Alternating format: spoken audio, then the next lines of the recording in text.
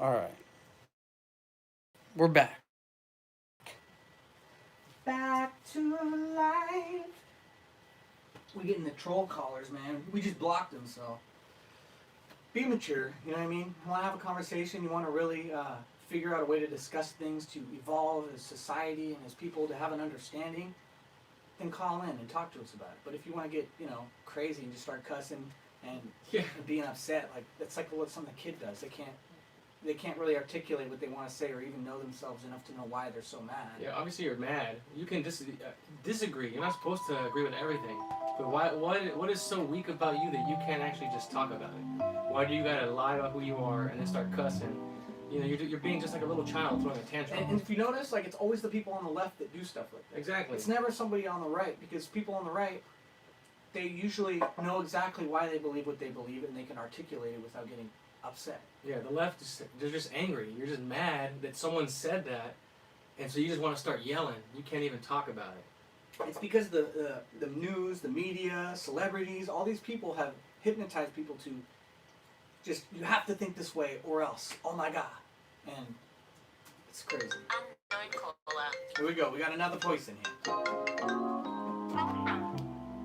It's Mr. T from Buffalo. To accept. What's up, Mr. T from Buffalo? Hey, fellas, how you guys doing? Good, sir. How are you doing? I'm good, man. I just wanted to call in real quick. Yes, What's sir. cracking? Chat it up with you guys. How'd you find out about the stream? I'm sorry, go ahead. No, I was just wondering how you found out about this stream. I forgot. I think it was, I followed Jesse. Oh, nice. Oh, nice. Are you guys connected to him? What was that? Are you guys connected to Jesse? Oh, we go to his church. Yeah, we go to his church. Yeah, that's why. Oh, that's what's up. Are you do you agree with what Jesse says, or do you find yourself sometimes disagreeing with what he says? No, I follow Jesse, man. I love Jesse church services, and I just wanted to call in real quick and get you guys' advice on this situation. I'm a Republican, Well, you know what? I wouldn't call myself a Republican. I'm a conservative, I believe in the right, and I believe in what Trump is doing to help get our country back running is great. But sometimes I can't help but to think that it's kind of silly for us to focus on one left or right. And when I basically say that, what I'm trying to say is it's a war going on. And I kind of feel like if you down with one side is against the other side, and that can't be 100% correct. The right is not 100% correct, and the left can't be 100% correct. It's some things that the Republicans do that's wrong, and it's some things that the Democrats do that's wrong. Right. And I feel like we get so tied up in if you part of the left, I don't believe nothing you say. I can't talk to you. Or Right. Yeah, exactly. Right, I can't believe nothing you say. You should be open to hearing it. That's why I was saying earlier with the caller Mark earlier that I don't identify with either one because I don't want to play that game. You know what I'm saying? I do know that I do agree with more things on the right, but I don't hate anybody on the left. I don't hate anybody at all. So it's hard for me to just identify because there are people on the right that I don't agree with their spirit because it comes down to hatred and anger and passion and all those things too. Yeah, just like we had that call earlier. Obviously, the guy, I could tell he didn't agree with us, but even if you don't agree, like, I don't hate you for disagreeing. I mean, I used to be on the left side of the spectrum too. I used to vote Democrat and think I knew what was what. But what I let go of after finding Jesse was that anger and the emotion about subjects. We should be able to talk about anything and everything and not get impassioned about it. Exactly, man. Exactly. I learned a lot, man, and I'm a young African American man that lives in New York, and I tell you this, man, in my community, man, I'm not gonna lie, in my community, I see a lot of you can't make it nowhere because the white man is holding you back. Right. I see a lot of that, and that irks me and gets under my skin. I hate it. But then on the other side, I got to be honest with you guys. I do see racism, and I do see a lot of things that's wrong, that doors that do get shut because of the color of my skin. But at the same time, I don't use that and say that just because one person did something to me, it's everybody. And I think that sometimes we get caught up in that if you down with something or if you believe something, then that makes you wrong and I'm right and I'm 100% right. And I think that I really believe in good and evil, Right. Absolutely. bad and ugly. You know, I don't believe in that, all black people hate white people, all white people hate black people. Because so at the on end and of the so day, forth.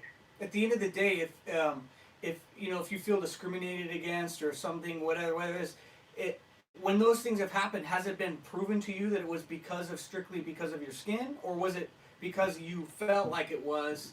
Because I know with all the media and stuff pushing it down our throats all the time, it makes us want to conclude to certain things. But at the end of the day, like you said, it is good and evil, and it's usually people that just have hatred and anger, and they just want to have any excuse to hurt somebody. And most of the time, because they know that people are sensitive about those things, they're going to say the most hurtful thing. Like, you know, it's like if someone's fat and they get in a fight with somebody, the other person's going to call them fat. Yeah. You So know? if a white guy does not hire a black person because he's black, it's not yes. I think on the surface, what they want you to only see is racism. But what like Jesse teaches is look deeper, and it's just evil. That person who would not hire someone because they're black would probably not hire someone because they're gay or Hispanic, and not look at the character of the person. And that's just in the end just hate. He doesn't even like probably anybody. Even he'll probably hate on a white guy if the white guy is Catholic and he's Christian, or vice versa. You know, they'll look for any reason to hate on you because they're just working from evil. So I don't doubt that absolutely people do close doors on people because on the surface it looks like it's based on race, but the root of it, and what I've learned is that it still comes down to good and evil. So they're operating from evil. Yeah. Very true, fellas. Very, very. Yeah, they want to very stick true. labels on everything so that we identify with what they feed us. Yeah, I feel like they're playing both of us. They want blacks to hate whites. They want whites to hate blacks, and they don't want us to look at the root of it. Like They don't it's want all us to good and be. evil. They don't want us to be united as Americans. Yeah, because then they'd lose. Very Yeah. true. Very, very true. But okay, I'm gonna ask you guys, how do you guys feel about the young guy that got shot in Georgia?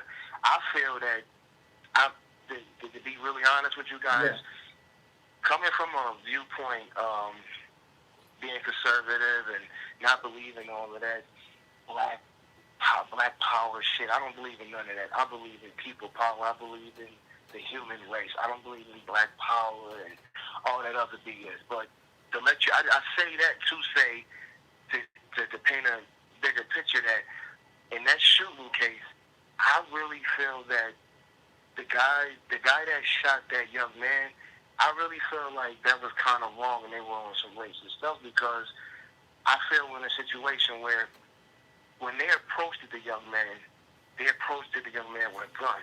Now, why couldn't they have left the guns in the truck and approached him? Why did they approach the man with the guns? I feel like they had bad intentions, that they wanted to harm him. I really feel if it was somebody else in a different situation that was jogging that day, I really feel like they wouldn't have bothered him.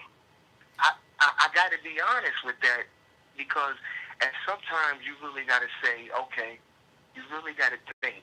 You really, really got to seriously think about the situation and say, okay, you know, you want to live in a world where that doesn't exist, and you want to live in a world where everybody gets along, and you want to live in a world where racism don't exist, like Jesse said. Yeah. But that's not 100% true, though. I mean, how do you guys feel about it? Well, for me, it's like all I know is what I saw on the video, right? And then you got everything that the media tries to, you know, frame it in. And what I saw on the video was Ahmaud was running towards the truck that was ahead of him, and he tried to take the gun away, and that's when he got shot. It wasn't what the media said, where he was jogging. I do agree with you that they handled it in a way that I wouldn't have done. Like, I wouldn't have just came at him with guns.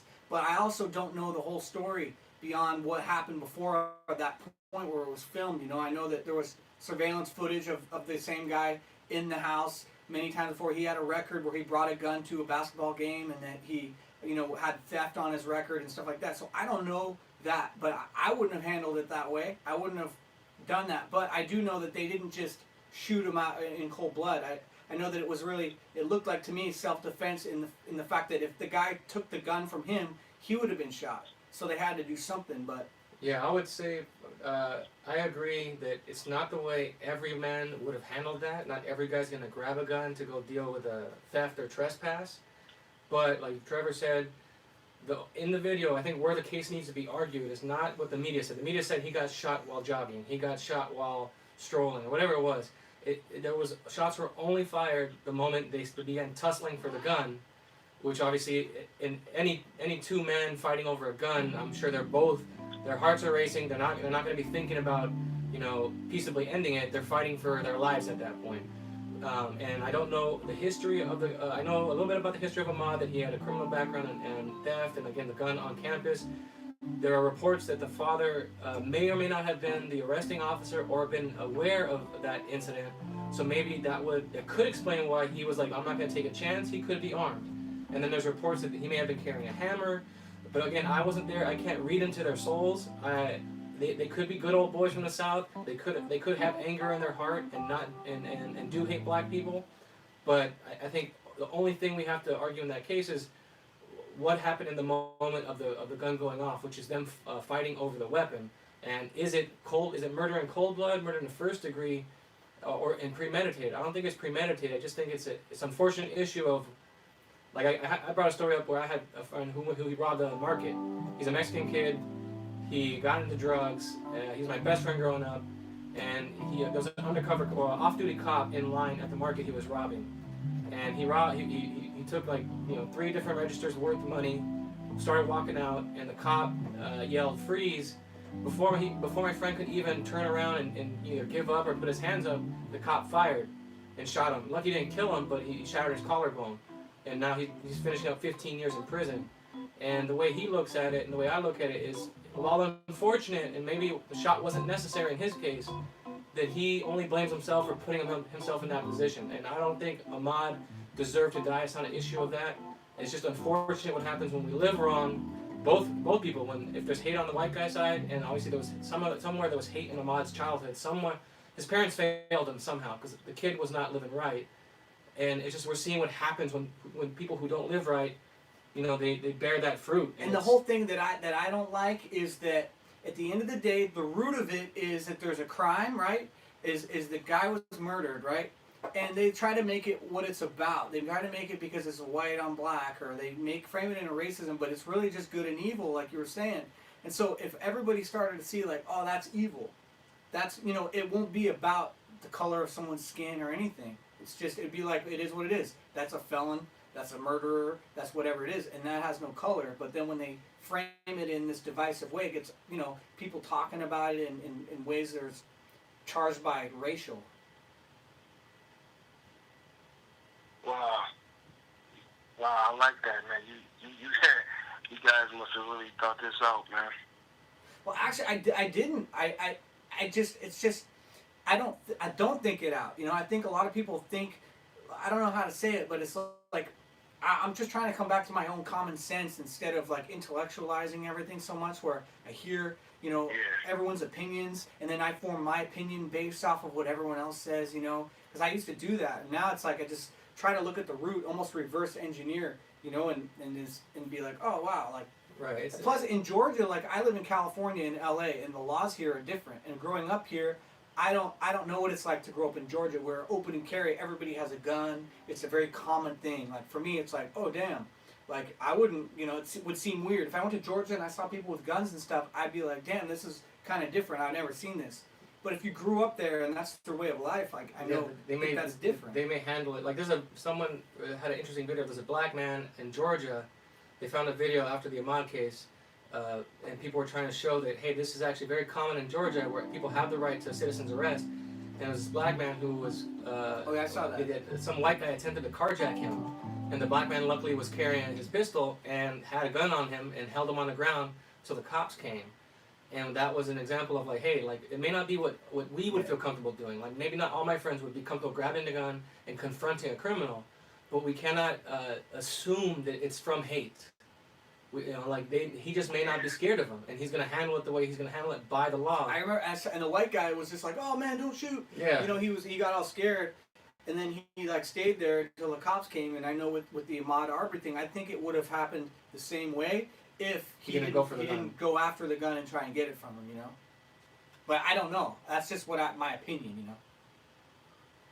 Yeah, and the reason why I brought that up, man, is because it's so sad that this situation happened. Not even just because a young man lost his life. Absolutely. It's sad because, man, now we looking at it's kind of like, you got to be honest, that I hope they kind of get punishment for one reason.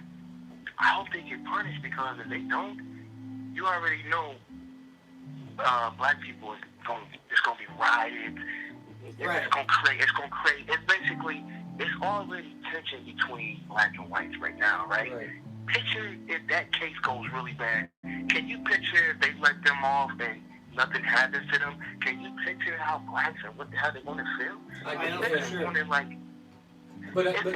like an iceberg just waiting to just, you know what I mean? I think, but what that could present is what I wouldn't want as someone who's a Christian, and I love what's right with every bit of my body, every bit of my soul.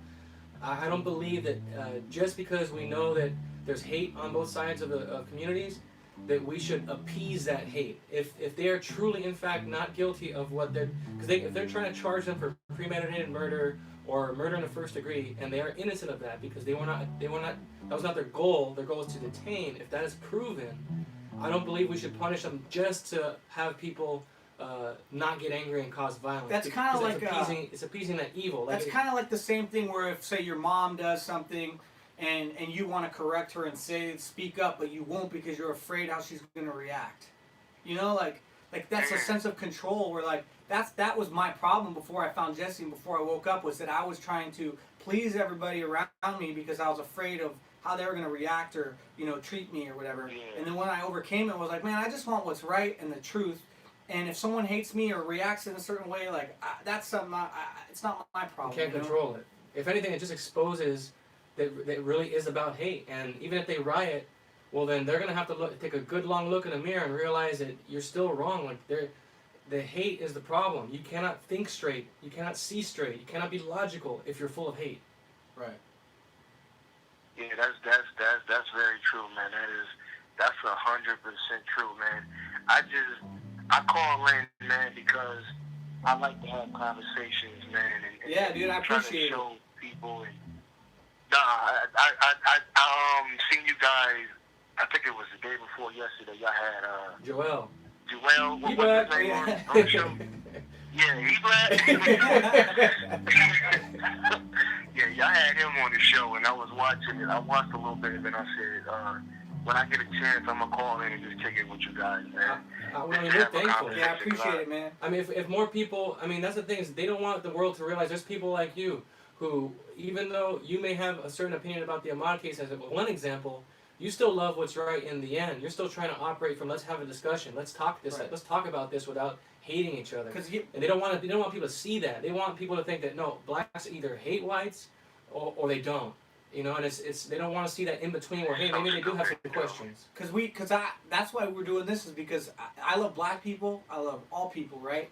And I think I want to help unite, you know, where we could just have a real conversation, because I wouldn't want to treat anybody differently based on the color of their skin. Like, I would talk to Richard the same way, talk to you, Joel, whoever it is, and I'm not going to, change who I am because of the color of their skin, because I'm afraid they're going to think I'm racist or whatever. Because now that I know myself and I know, that I'm not racist and I don't have hate in me, I don't have the fear, man, because I really want to treat everybody the same. Like, that's what we need, you know? Exactly. And and I was saying this to one of my friends, and he's a Spanish guy, and we always say this. We say this: if you raised in a black family and you're raised up that you're being held back because of the white man, don't you understand? Now you damage that generation. Instead of teaching that generation, you can get out here and do anything you want to do, be anything you want to be, anywhere you want to go, you do it if you put your mind to it. Exactly. Don't let nobody tell you It ain't got nothing to do with no white man, none of that stuff. Exactly. Because, and I always tell people this. Everybody that always say that, oh, well, it is racism and all this other BS. You know what I always tell them this? And they always try to go back to slavery. I always say, don't you realize back in the days, if it wasn't for, it was white people that bought slaves and let them go free? You know how big of a role white people played in black people where they are today? Exactly. Like, seriously, like, but nobody mentions it. It really gets under my skin. It gets under my skin. It's not. They're not looking at it fairly. It's stupid, man. Yeah, and that's why it's so obvious that it's hate, because are they mad about the Jews who owned the ship? Are they mad about the black empires that would sell the slave, or the Arabs who still practice slavery to this day? Like, they don't. It's exactly. like it's all misplaced. You know, like the Colin Kaepernicks of the world. Those people don't actually care about what's right. They're angry about something, and they latch on to something that makes them feel like they're right. Yeah, and they realize that they can, like, they can get people riled up and make money and become an activist from other people's emotions, They get all riled up and they're making money off it, like Maxine Waters and Al Sharpton. They're talking about helping the community, and they don't live in the community. They live in a mansion somewhere else. They're hustlers. They're race hustlers. Hustlers, man. Thank you. Yo, but I'm going to tell you like this, man. I hate to say this, man. I got a Mega America hat, and you know where my hat is at, bro? My hat is literally in my closet, beat up, on top of boxes, because I can't wear it around my people. I can't wear it around my neighborhood, man. Like, I thought you were gonna say it's beat up. I thought you were gonna say it was beat up because Juicy Smollett. It was Juicy Smollett's hat. It smells like bleach. No, I like Jesse. Jesse is crazy, man. Yo, Jesse, you know why I love Jesse? I love Jesse because Jesse is blood. He don't care. He don't care at all. Jesse gonna tell you what it is, how it is, and he don't even care how you feel. He gonna tell you the truth and keep it walking. Right. Jesse he's something else. And that's real love, man. That's what people don't realize that I'm realizing, is that real love is not a feeling. It's not, pandering and trying to make someone feel good. It's saying the truth, because the truth, if you can accept it, you can grow and overcome anything. And same, like, I agree with you. And I want to, like, there's something in Jesse that I wanted for myself, that I'm like, man, like, I want to be able to feel fearless where I can talk about anything.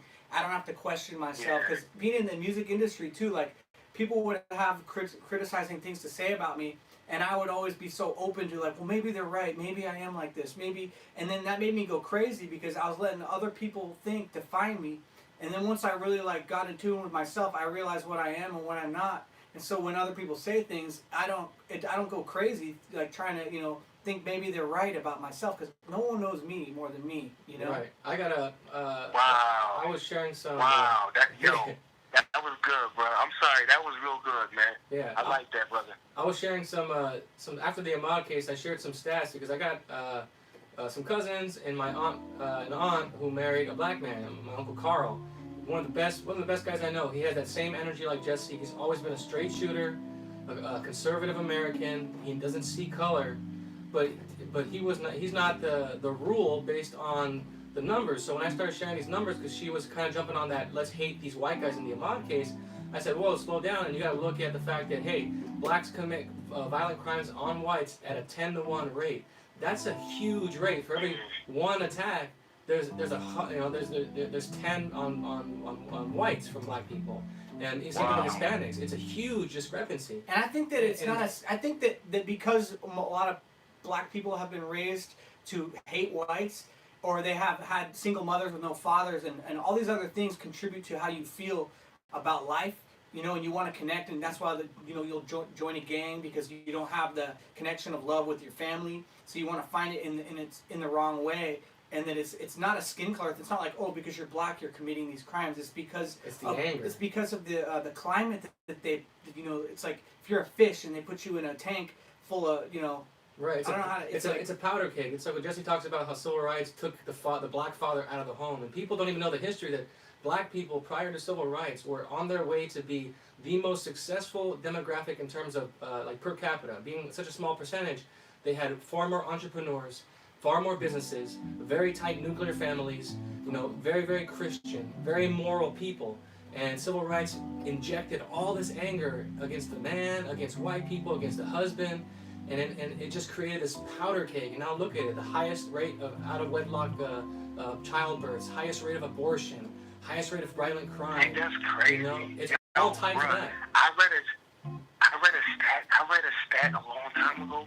Did you know it's more babies being aborted in the black community than that's born? Exactly. You know how bad It's a genocide. You know how bad that hurts, because the reason why, when I say that hurts, I mean that hurts because I got nieces and nephews that's black, and I'm around it. I'm around the black community, and it's like, yo, wake up. Exactly. Wake up. Y'all Exactly. hating the wrong people. Like I tell everybody about Trump, I say this about Trump. I say this. If somebody's telling you to hate somebody and they're pointing your finger, you look at the person that's telling you to hate that person. Exactly. You never hate the person they're telling you to hate. Look at the person that's telling you to hate that person. They're evil and wicked. If everybody's telling you to hate this guy, do your own research. Look at Right. have a mind of your own. Exactly. And I'm for yourself. trying to reach it, man, but it's I hate to say this, brothers. I don't see no big change coming anytime soon. So we got to do our little part to keep communicating and keep growing. But as far as a big global change, man, it's getting worse and worse and worse, bro. I feel. Yeah, I mean, man. yeah. I have hope and faith because I think that as we keep having these conversations that could be uncomfortable, whatever, and as long as we don't get angry and come from a hateful place, like I think that's what it's going to be, because it's like a virus, you know. It's powerful. People that are angry, they're going to try to. That spirit wants you to get angry so bad, and once you do, you're just like it. So we got to be the opposite with the virus of being able to be calm, collected, and share from love, and just speaking the truth, and connecting everybody, and let that spread. Yeah, the virus is anger, and the only vaccine, the only cure for it is actual love. It's going to be, you know, by example. We can't talk it into people. They can just say, hey, look at this guy from New York. Look at T from New York, who's a black man who grew up with fed this brainwashed propaganda about hating whites, and he's come to the understanding that it's not about that it's good and evil. So if they can see T, and then T Warrior, and then all these other examples, Joel and Jesse, and then see us on the other side, they'll have the courage to say, you know what, you're right. I did feel that, but I was too scared to say it because they always make me feel like I don't want to be racist. Because the light, I don't want to say that. The love is so much brighter, you know. And if people can see that it's like we're united and we're sharing conversations and with real love, it's inspiring. That at least it is. Like when I see people of different races conversing and talking, and it's like not about anything with the race. It's just the spirit of connection. Like I'm inspired. I'm hopeful. I'm like, man, that's it. That's what I want as all of Americans. And in the world too, but we got to start with the family, then your city, then your your state, then your country, and then the world. Yeah. You got to take it one step at a time. You can't just jump to being like, One oh, the step whole at a world, time. you know. I really appreciate you fellas for letting me call in, man. Hey, This no won't be our problem. last conversation, man. Thank you, It bro. was amazing, Yeah, man. thank you for calling. And just anytime you want to call, like on anything, like trust me, it's all real love here. Like our real family in the end is gonna be those who love God, without, like Jesse says, with all their heart, soul, and might. That's my family. It's not your skin.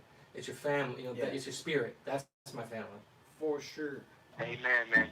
You brothers keep doing what you're doing, man, and keep up, man. If y'all see my name T, I'll probably be calling back in sometime this week to chat. That's what's up. Yes, sir. Thank you, man. Much love, bro. Thanks, T.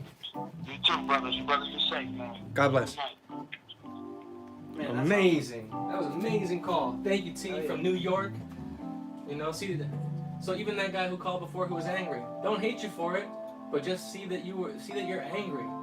And how can we have someone like T from New York? How can we have people like Joel and Jesse or T Warrior? How can we have black men like that who can talk and say what they agree or disagree on? You need to be like that. You need to see what's wrong with you. Yeah, not saying what you need to do or what you need to be, but Just a recommendation. it's definitely the right way, for sure. But that was cool, man. Jill Magoon. I was born by the river in a little tent. Oh, and just like that river, I've been running ever since. It's been alone. I was born by the river in a little town.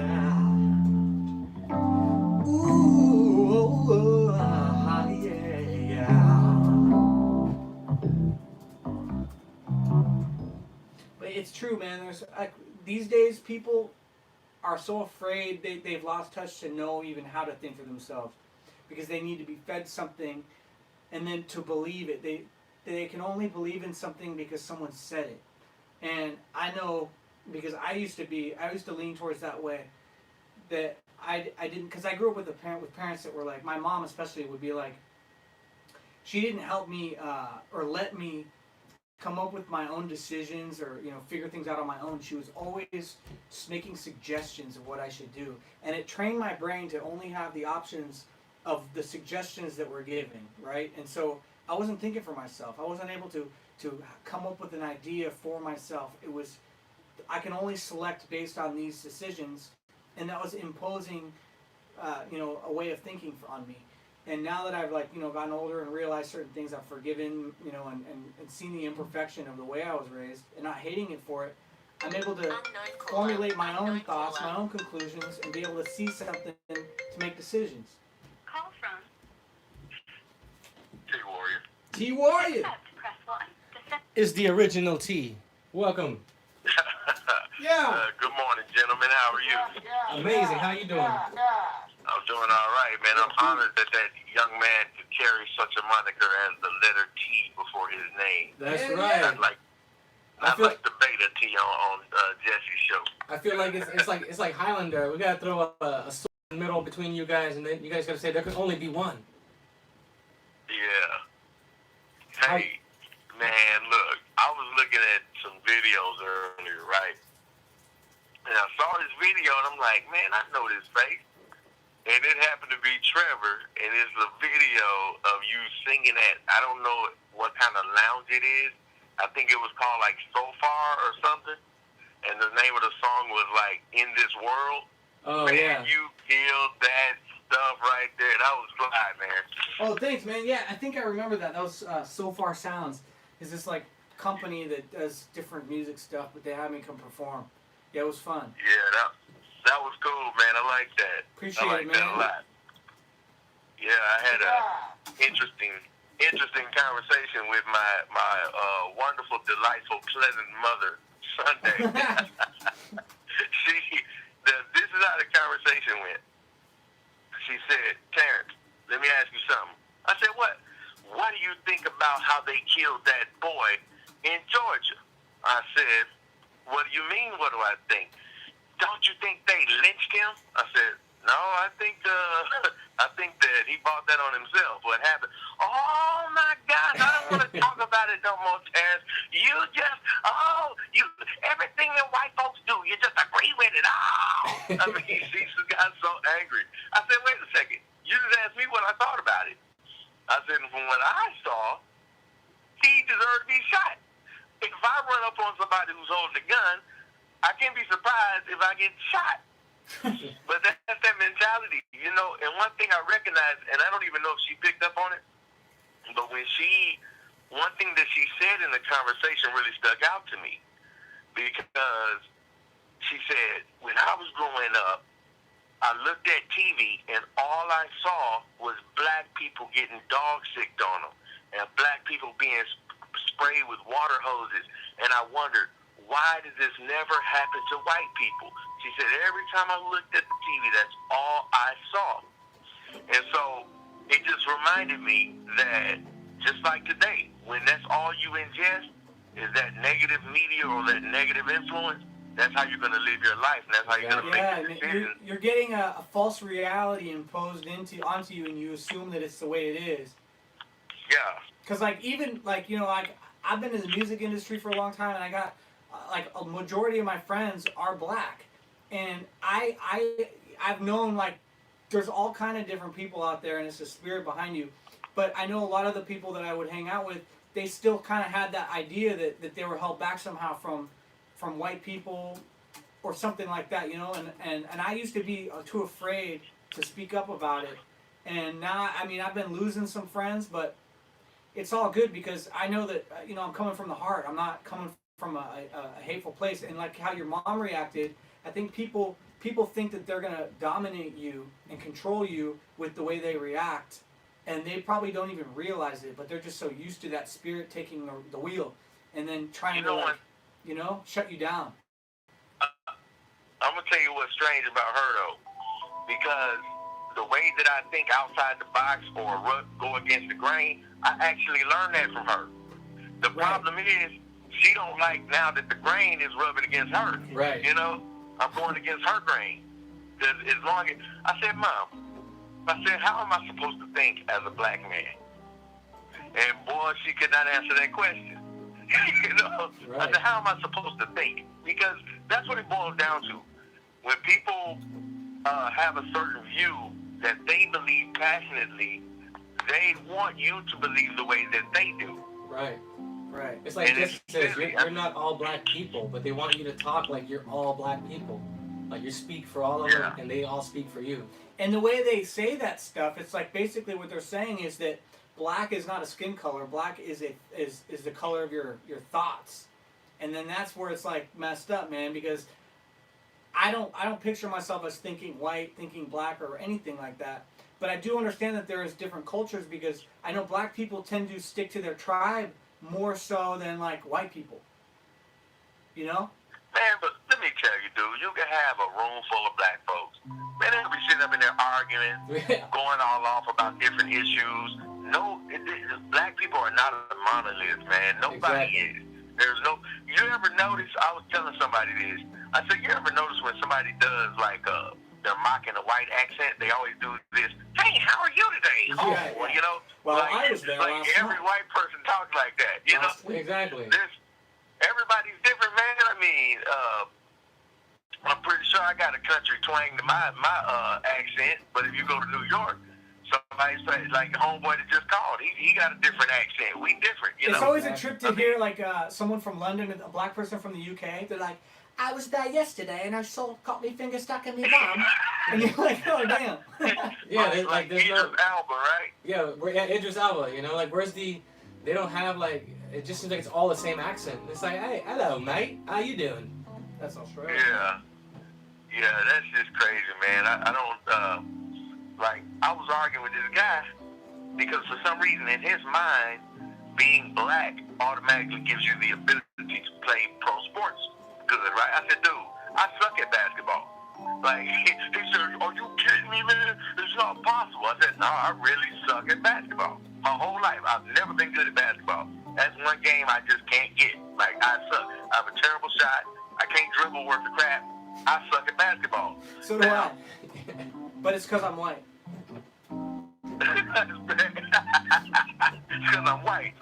Yeah, I can't black on the dribble. outside and white on the inside. Yeah, we can't dribble and we can't do any tricks, but I got a mean three-pointer. The only good thing I'm at is at basketball when I would play is getting the ball, rebound, and then passing it to someone who's good. He's like the White Rodman. But that's an important guy. The white Rodman. Yeah, but I don't know, man. Stereotype. I mean, every stereotype has an origin, but every Exactly. stereotype doesn't fit every person. You know what I mean? Exactly. It's For not sure. all, but most. Not all, but most. There's only a few stereotypes that you can say to a black man that he won't get mad about. You notice too, people only get mad like if something is completely, absolutely not true. Why should it make you mad? Yeah. Okay. So the lady who, that Asian lady, I don't know if she's Chinese or Korean or whatever, but she was trying to do one of those gotchas with President Trump, and when she asked him about the why is it you want to make a competition out of this when people are dying? And President Trump was like, ask China, right? I saw that. And That's so so funny.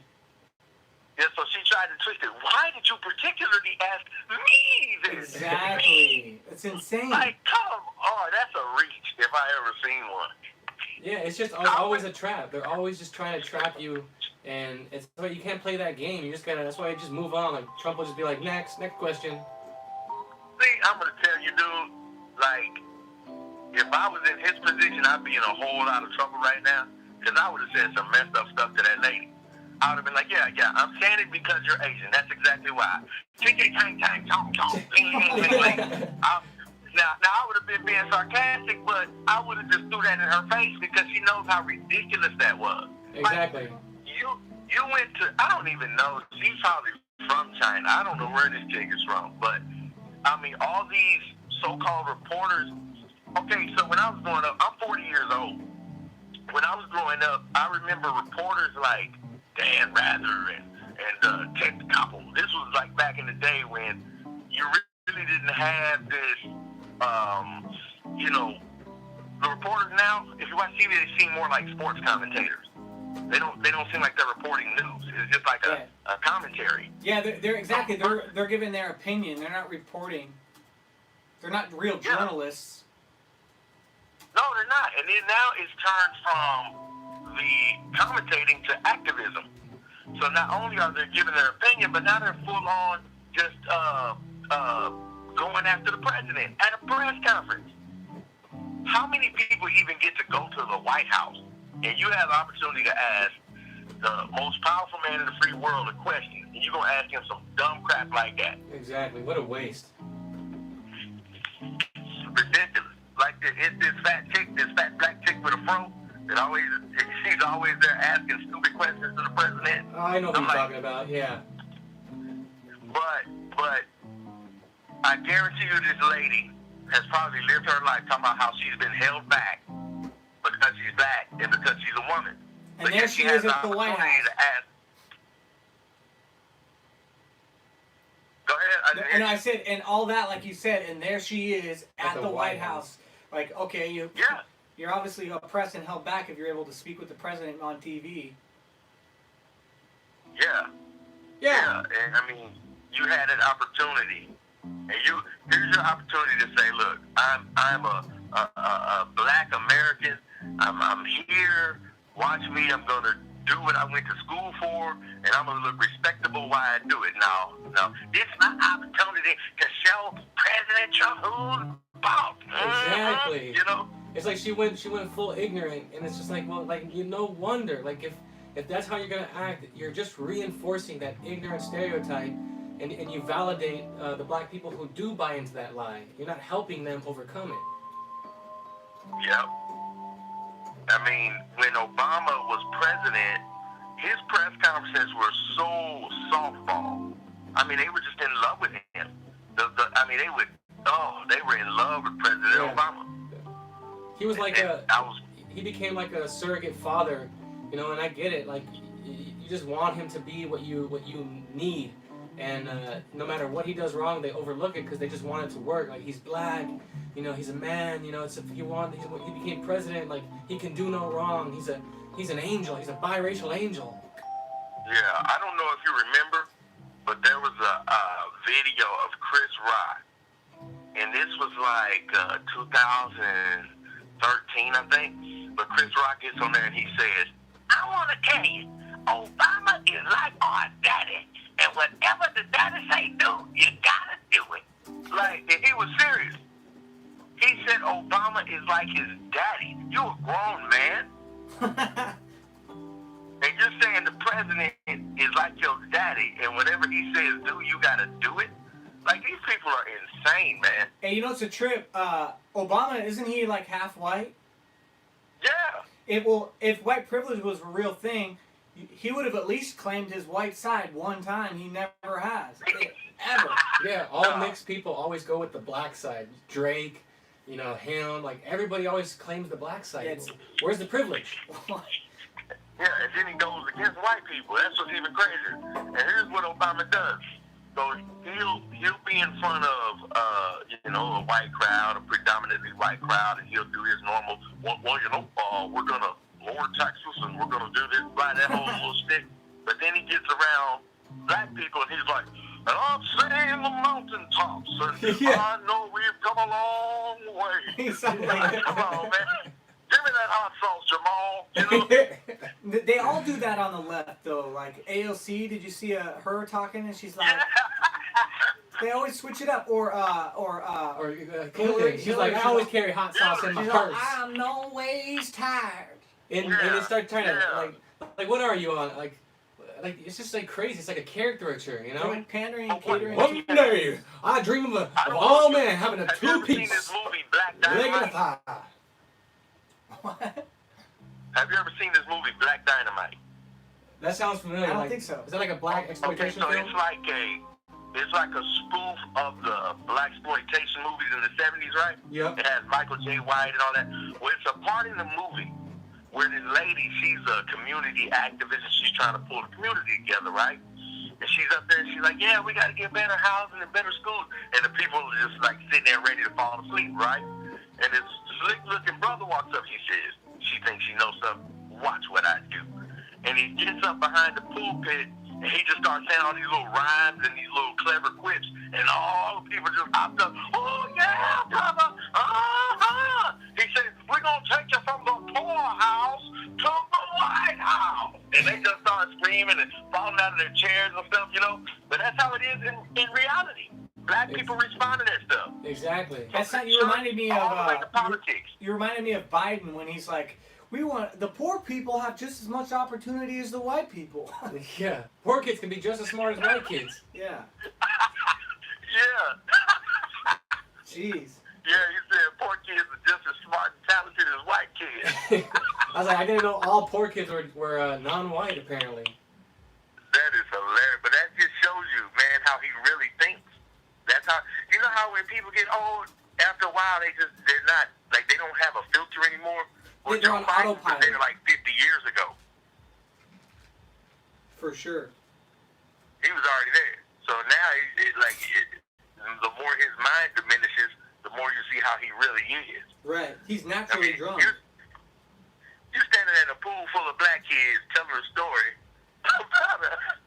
about you wrapping a chain around some black dude's head. Man, I listened to that whole story, and it is the trippiest story ever, man. The end of it, he's like, and this is what he said to me. He said to me, you know what? I never thought there was such thing as a good honky until I met you. I was like, what the world is he talking about, man? It's so like they can't relate. Like there's like that's what's crazy. When you have eyes to see, you see how ridiculous they sound.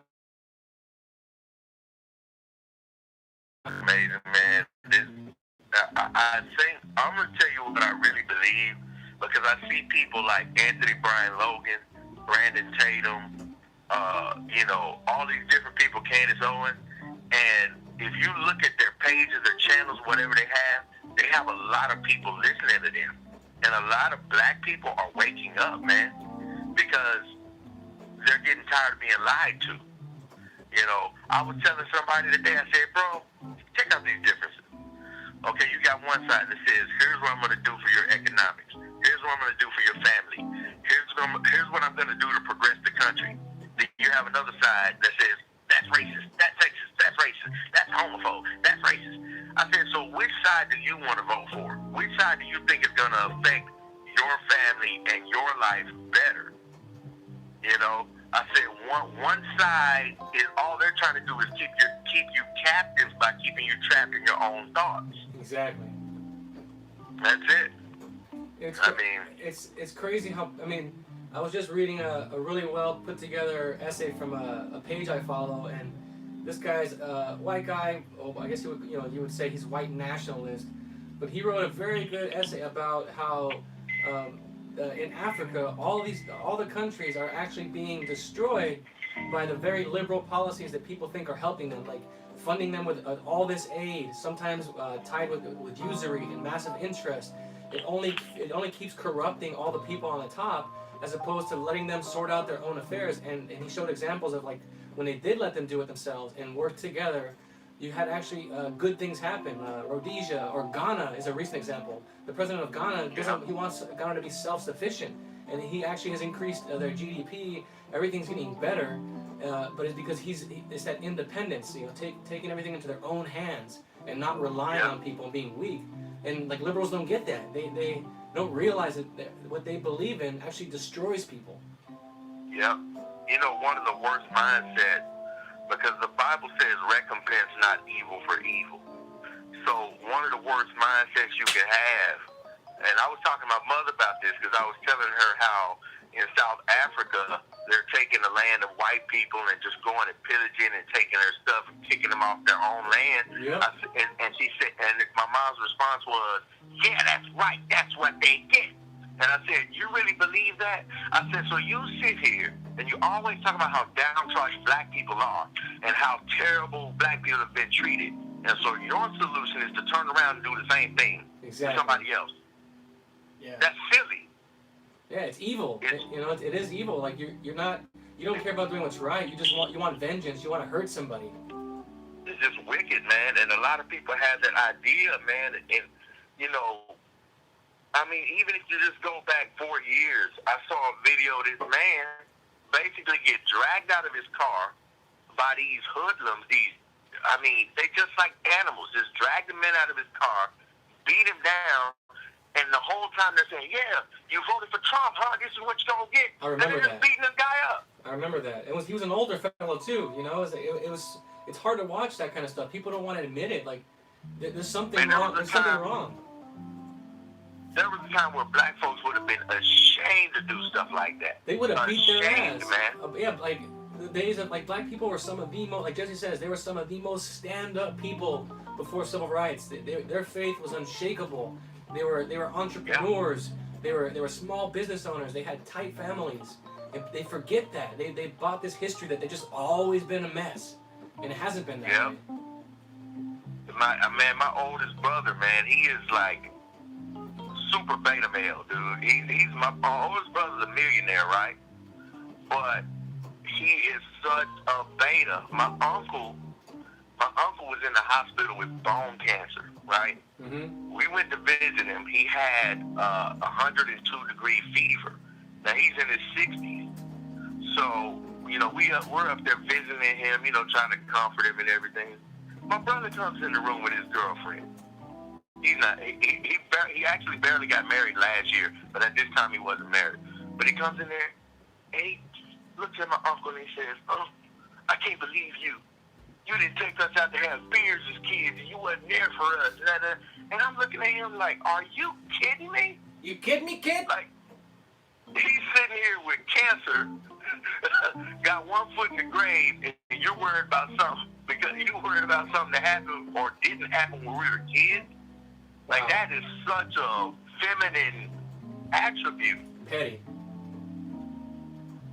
But that's what you have, man. A lot of males in this culture are just betas, They are especially black men. super beta. Like especially like they don't see how emotional they are. Like the troll caller we had.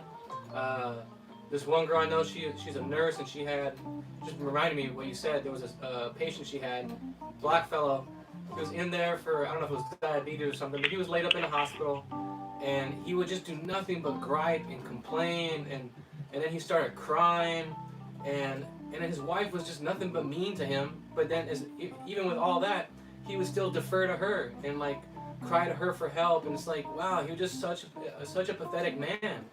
You know, and she just said like it was amazing to see how weak he was. That's sad. Yeah, man. You know, I don't know. I think that I really do think that there's hope. You know what I mean? There's always hope. God always Yeah. has a remnant. So, you There's know, when always things hope, start man. to seem bleak and terrible, God always seems to show a little bit of light at the end of the tunnel. You know. I noticed a total difference just in the last year of like people waking up and black people and white people having similar thoughts about things, and black people being able to take criticism from other races way more. Like, it's weird because like 10 years ago, 15 years ago, like my black friends would always be like, they want to tell racist jokes, and we would laugh at racist jokes. And then when Obama got into office and stuff, that's when I noticed that it started to become this like total like racial divide. And then it got really bad, and now I feel like it's turning back around a little bit. At least, hopefully. 'Cause it looks like it's getting worse, and then it looks like it's getting better. The media's getting worse, but the people are starting to kind of wake up, because, yeah. I'm going to tell you, man, as white men, to me, y'all are the most oppressed people right now. Yeah. I mean, For real. dude, I told somebody, I said, man, if I was a white dude today, I probably wouldn't like black people too much. Well, try being a everything white musician that- playing black music. I said everything that happens, they blame white people for. Like, it's just, I mean, if you watch the news, you watch movies, I saw an episode, and I'm going to get off the phone in a second, man, but I was watching the the newer version of the Twilight Zone with Jordan Peele. You know, the one he did? What is Yeah. that? Okay, I heard about it. It's a show? Yeah. It's not Black Mirror. yeah. Yeah, No. so check it out. So it was an episode, right, of this black mother. She's with her son, and the whole episode is about this evil white cop. No matter what situation they're in, this evil white cop is just hunting him down, and she's out to kill her son, you know. And then there's this part of the show where all these black people just in a big circle with their phones, and this evil, mean white cop is there with his hand on the gun, and other cops show up to shoot on these innocent black people, and all these black folks stand together in unison, and we're gonna film you right now. This is our power. And I'm like, are you kidding? I can't even enjoy Twilight Zone no more. Exactly. Like, I can't enjoy Twilight Zone without seeing this ridiculous politics, racism that don't exist, garbage, you know? Yeah, no, I'm dude. sick of it, man. When you start to wake up and start to see it for what it is, you see all these shows and movies like I remember like when the first time I saw Django, right? I was asleep about it, so I thought, oh man, that was crazy, man. That's the way it was, you know. And then, you know what I'm saying? Like it kind of subconsciously makes you think that that's the way it was, but then you're like, wait, all the Hollywood, the media, they're trying to like, impose onto you that that's the way it was. I don't know what it was really like. Like that show Get Out, right? You watch that and you're like, dang, like white people, man. Like there's all kind of shows. And that's the same guy who did the Twilight Zone, Jordan Peele, right? It's the same. Yeah, that's him. Yeah, same dude. They're making a name off the same narrative, which is hate white people, all white. Like every time, I mean, you can look back all the way to the '90s. Like me and Trevor have seen some shows and old movies, and now when you're awake, you realize, man, they've been bashing fathers, they've been bashing white people, they've been bashing Christians, all the way back. And they've been making black people look like they're helpless. Like, like even if I was black, I'd be like, man, that's bullcrap. Trevor, I hate it. Like, dude, every other year, it's a movie about how broke down black people are. And, dude, I'm just so sick of it, man. I saw a preview of a movie with Sam Jackson. I'm like, oh, this is going to be good, right? It's called The Banker or something. So I look at the trailer. I'm like, crap, another one. Another movie. Black people being held back. I'm so tired. The maid, the butler, the driver, I mean, everything I'm tired of it. Oh, I'm just tired of it, dude. I can't take another black folks getting held down movie. I can't take it. Exactly. I cannot take it. It's you can see, like, this is exactly why the kids are being destroyed, and that's why it's so important that we have to especially you as a black man, like when minorities start waking up, people like Jesse, and then white people start not being scared of these labels, the kids will at least have an example. And they may not agree right away because they've been brainwashed, but these kids will have a chance. If they ever have a chance, it's because people like us just start talking with no fear about these things, and then the bigger our group gets, the more examples they have, and they just might start to wake up and realize, you know what, that seems more logical than what my mom's telling me or what my dad's telling me to hate everybody, and then I'm a permanent victim. Yeah, but you know what, man? I love you guys' show. I love y'all. Y'all keep doing what you're doing. I hope your viewership picks up like crazy. I don't know what happened earlier with the little trolls or whatever, but I guess that's supposed to happen. But I appreciate it, man. Always good talking with you, bro. Yes, sir. Always good talking with you, man. And part of me is like, I like it being small, like not many people and stuff like that. Because I know that like over time, it's like if it does get bigger or whatever, it's like you get more hell with whatever that is. You're gonna get more people that disagree and hate, which is fine. I'm willing to talk to people and hopefully the message gets out there and we can just hang out.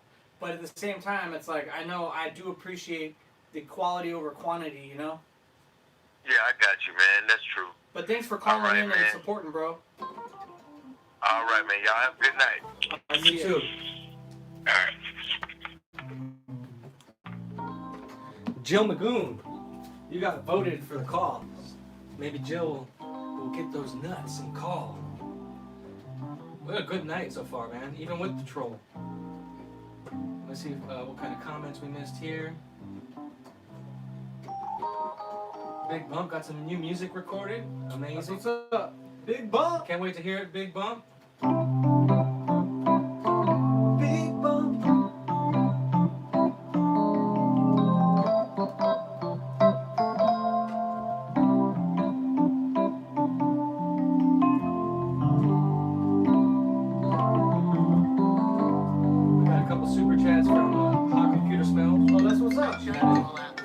Computer Smell, what's cracking?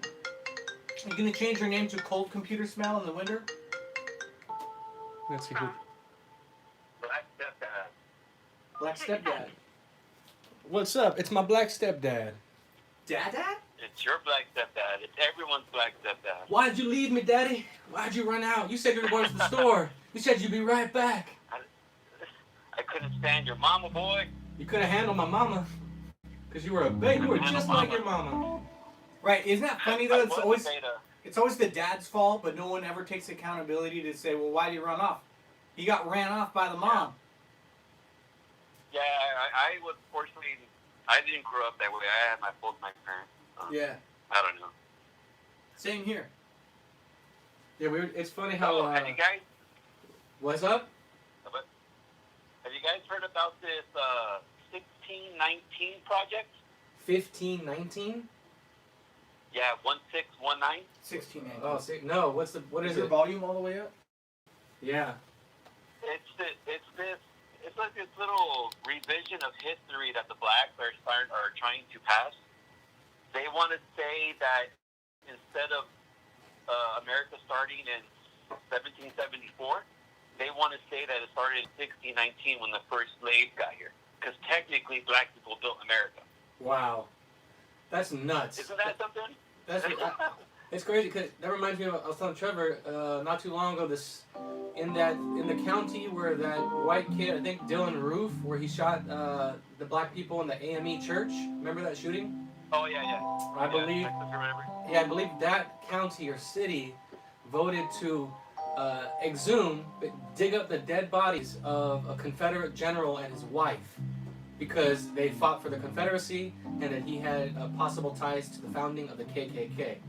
And it's just crazy because it doesn't matter what, like, who are they to start just digging up people's bodies just because they disagree with it? Just let it be. Exactly. The thing is history, and it should just be that. History.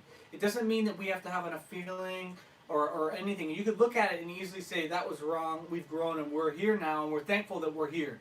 But they have to go back and change it. You don't want to change history because that's how you'll be able to miss. You'll miss how to prevent it from happening again. You need to keep the story intact. Exactly, it's got to be the real truth, man. Yeah, and a lot of scholars are saying no, that's just simply not true. Like, yes, they did arrive at 1619, but that's not history. You guys can't just go in and alter it to fit the agenda that they're trying to push now. It's ridiculous. I mean, that's how you control the people. I mean, I believe they've already done that with the World War II history. That was one of the most important things that got buried right away, and people don't even understand that war very well, let alone World War I. Even Vietnam, people don't realize that was started over a false flag, which is proven and was admitted by Stephen McNamara, who was, I think, Secretary of State back then. So it's like, that's exactly how they control people. If you don't know your history and you fall for what they give you, you're an idiot, and they control you, and you'll just be acting the wrong way for the rest of your life. And I feel that's the same way with American politics. They've dumbed us down. They've made it seem complicated. They've made it seem boring. They make you not informed, so you have no way to fight back. Right. I don't know. I heard that today. I was like, what the? What the? No, I mean, that's why people have to start speaking up, especially with this, like, the fight to erase the Confederate history. And first of all, people don't even, they don't get what happened during the Civil War. They don't realize it's not as simple as, all Southerners were evil and hated black people. You had black regiments who also fought for the Southern Army. It was a matter of states' rights, if anything. It wasn't even about slavery. Slavery was already on the way out. Most white people, like T said, T from New York, most white people were already done with slavery. They were over it. Very few people even owned slaves. It was a small percentage of the population. So that war was fought over states' rights. It was the federal government wanting to expand, and the southern states didn't want nothing to do with it. And unfortunately, they lost, and now their history is buried and covered up in this false story of it's just all racist white people. But I think we have the upper hand in this day and age now that we have better technology. So people in the future are going to be able to look back and see the evidence for themselves. And like today where we can't go back to that time and see what really happened. Exactly. So the digital age is gonna alternate everything. Yeah, and like Trevor said, the most important thing, no matter what, even if you know, it's been so rewritten, it's hard to know like exactly where the truth and the lies are. I feel like you can know a little bit better than what they've taught you, but in the end, what really matters is right now, the present. So don't hold on to the past either. Just focus on good and evil right now. And you know what? Since you're mentioning that, I was listening to the story of Jesus. The story And of Jesus. some of the, yeah, I just wanted to just get the gist of it real quick and see what he's all about, you know.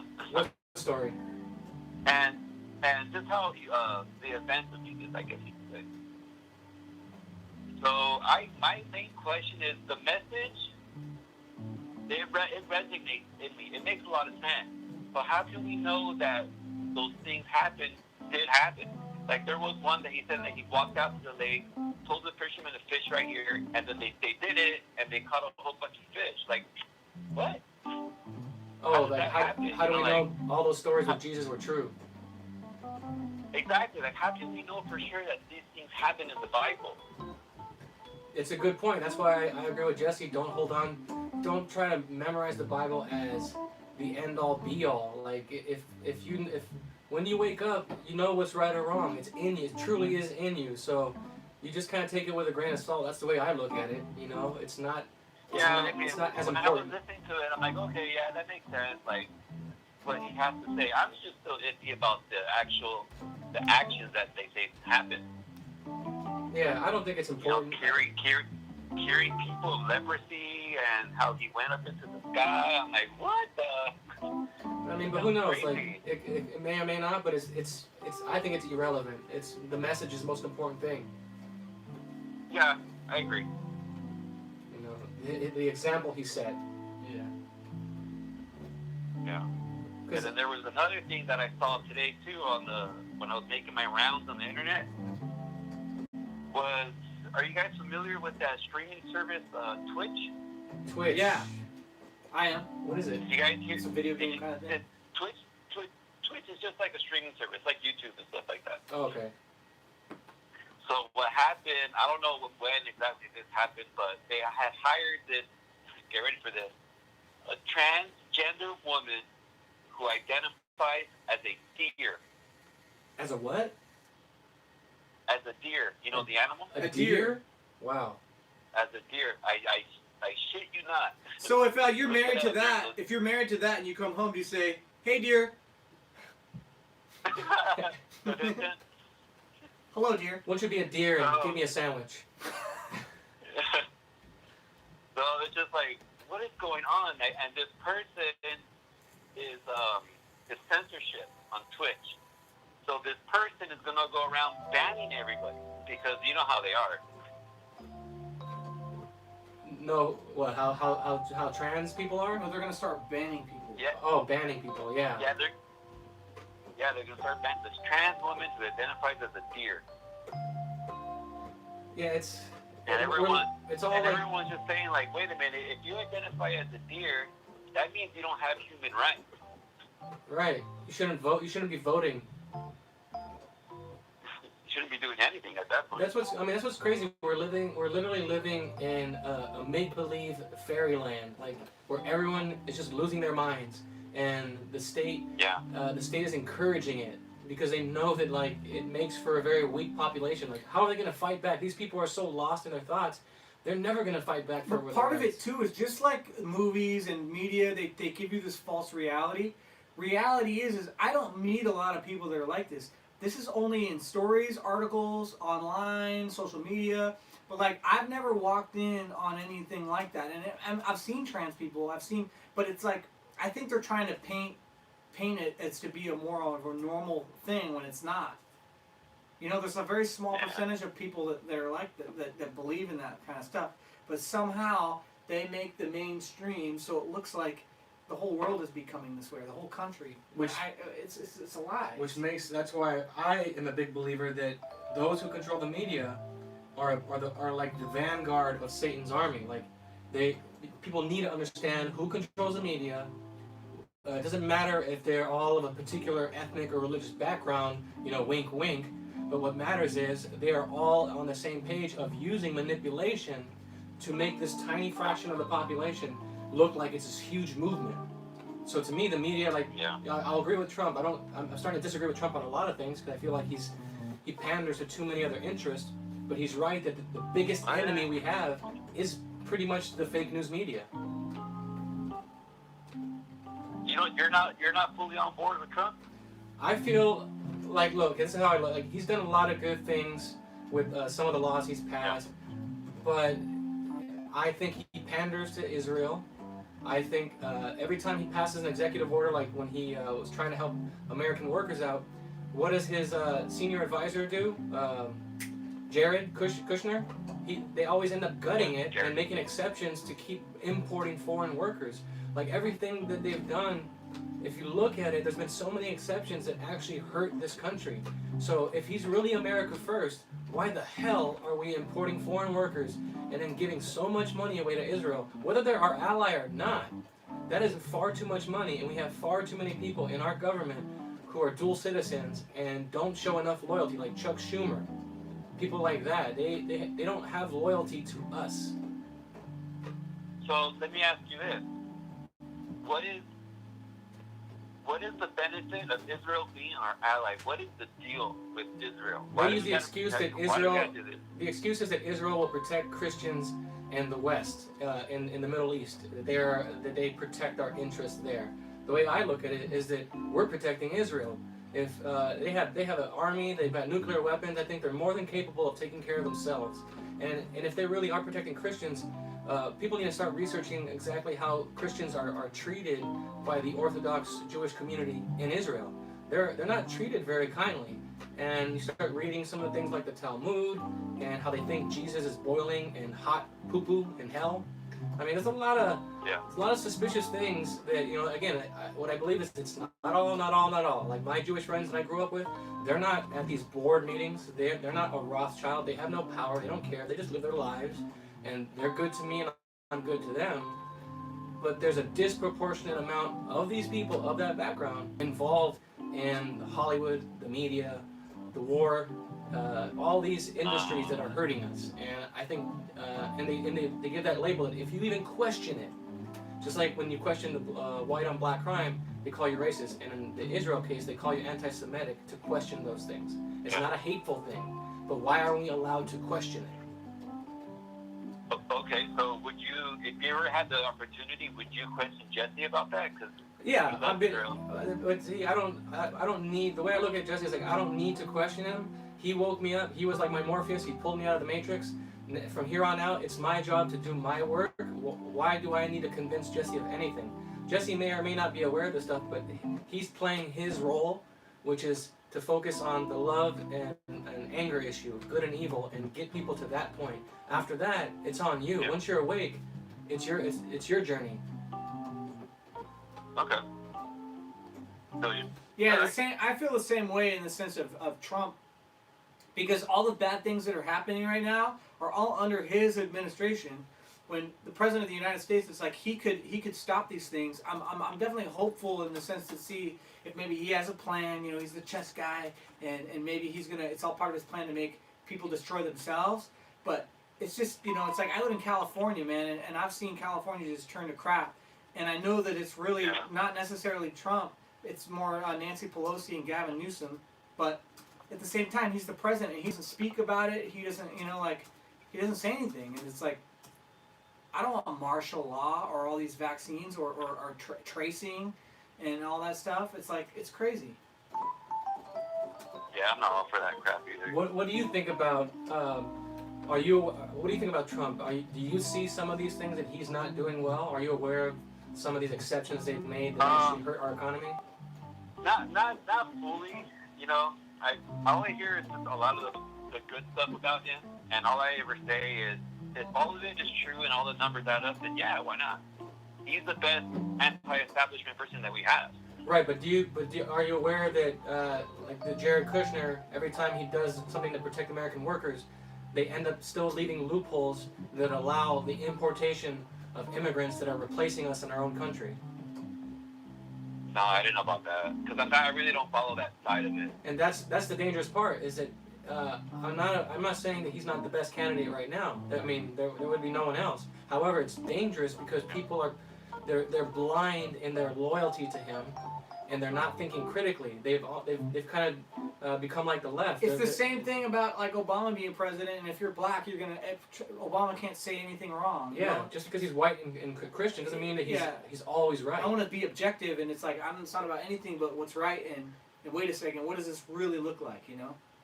I worry that Trump is gonna do a lot of spending and put us in debt. That's my biggest concern with him is that he's gonna fix the economy, but at the same time something's gonna happen. It's gonna come back and bite him. What is that? You think what's going to come back to bite him? I think a lot of spending he's gonna do. I think it's gonna have to put us in debt.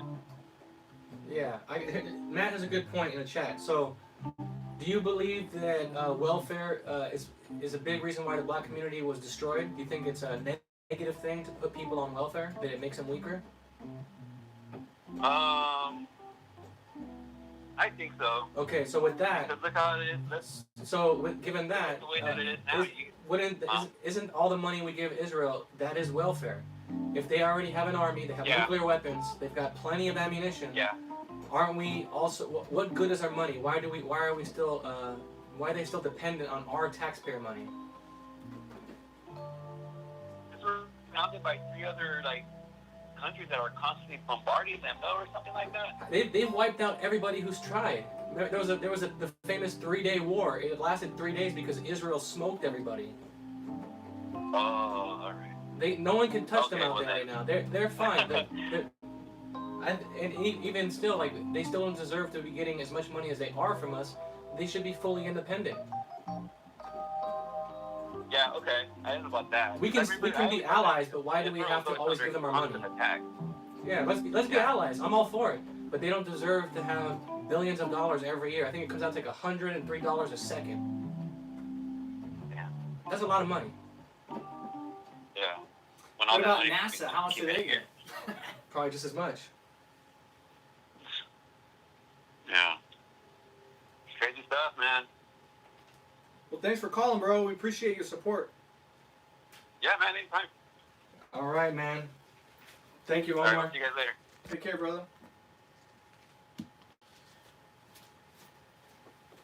Amazing. Clementines, man.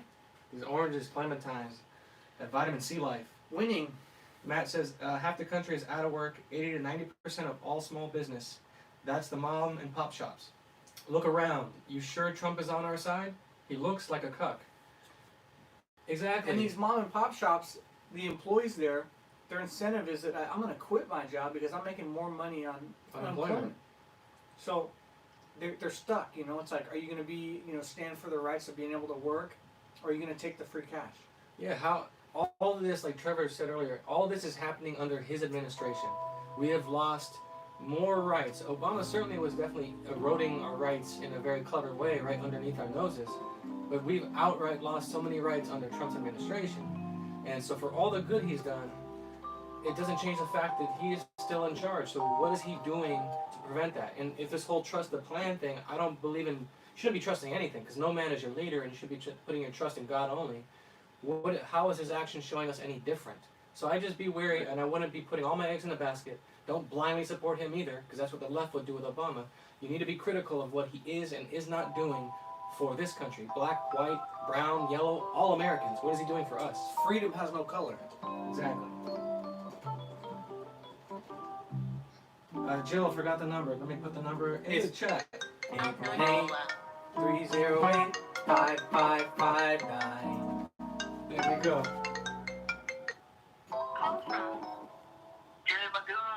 Jill Magoon. Jill Magoon, welcome.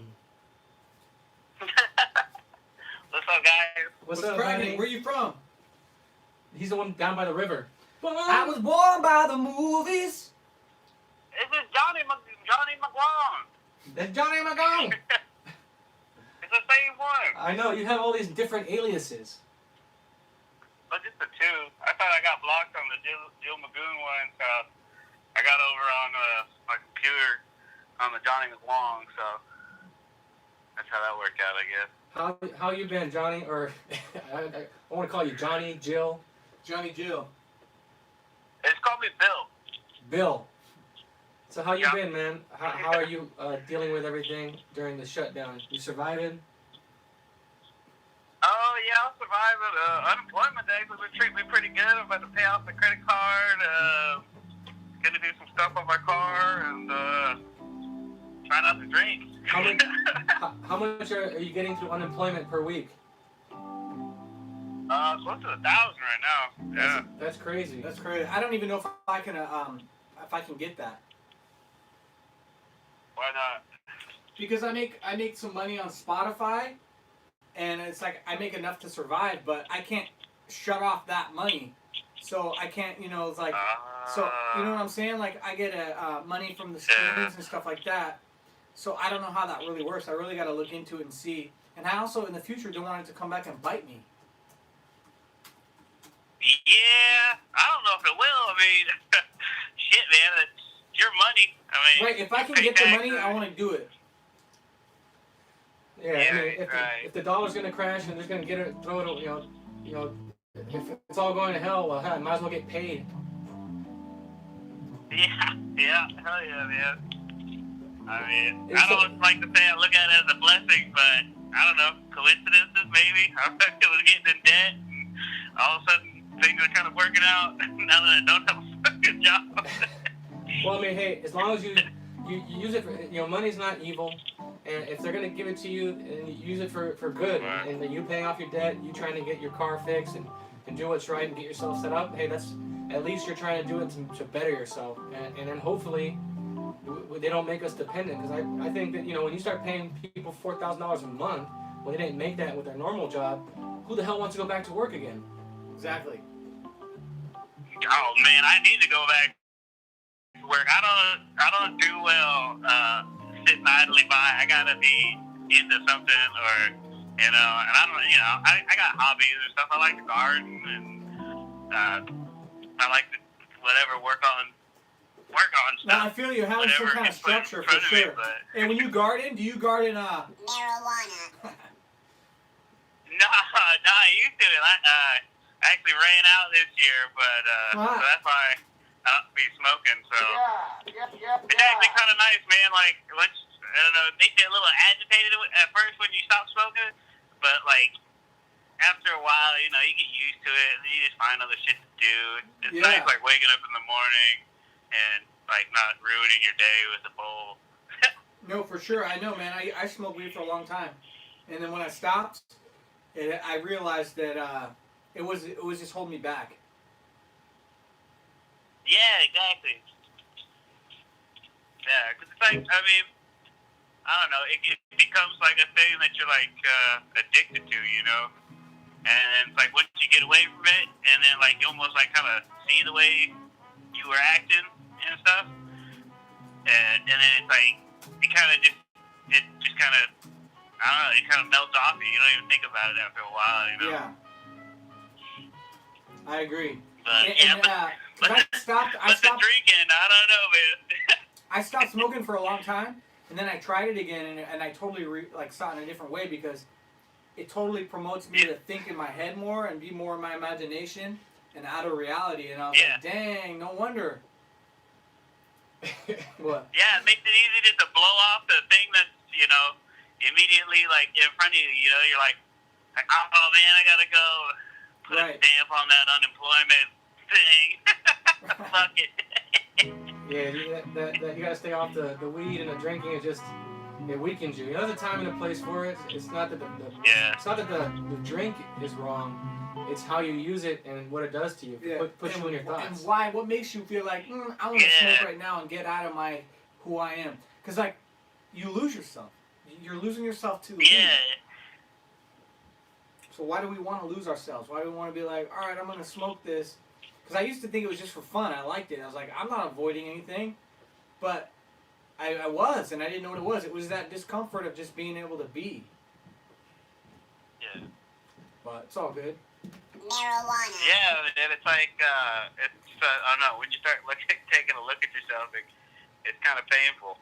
Yeah, I still appreciate weed like there's no other plant like it. You know, it's a flower. It's like it smells amazing. I love the I love weed, but at the same I time, do love the smell.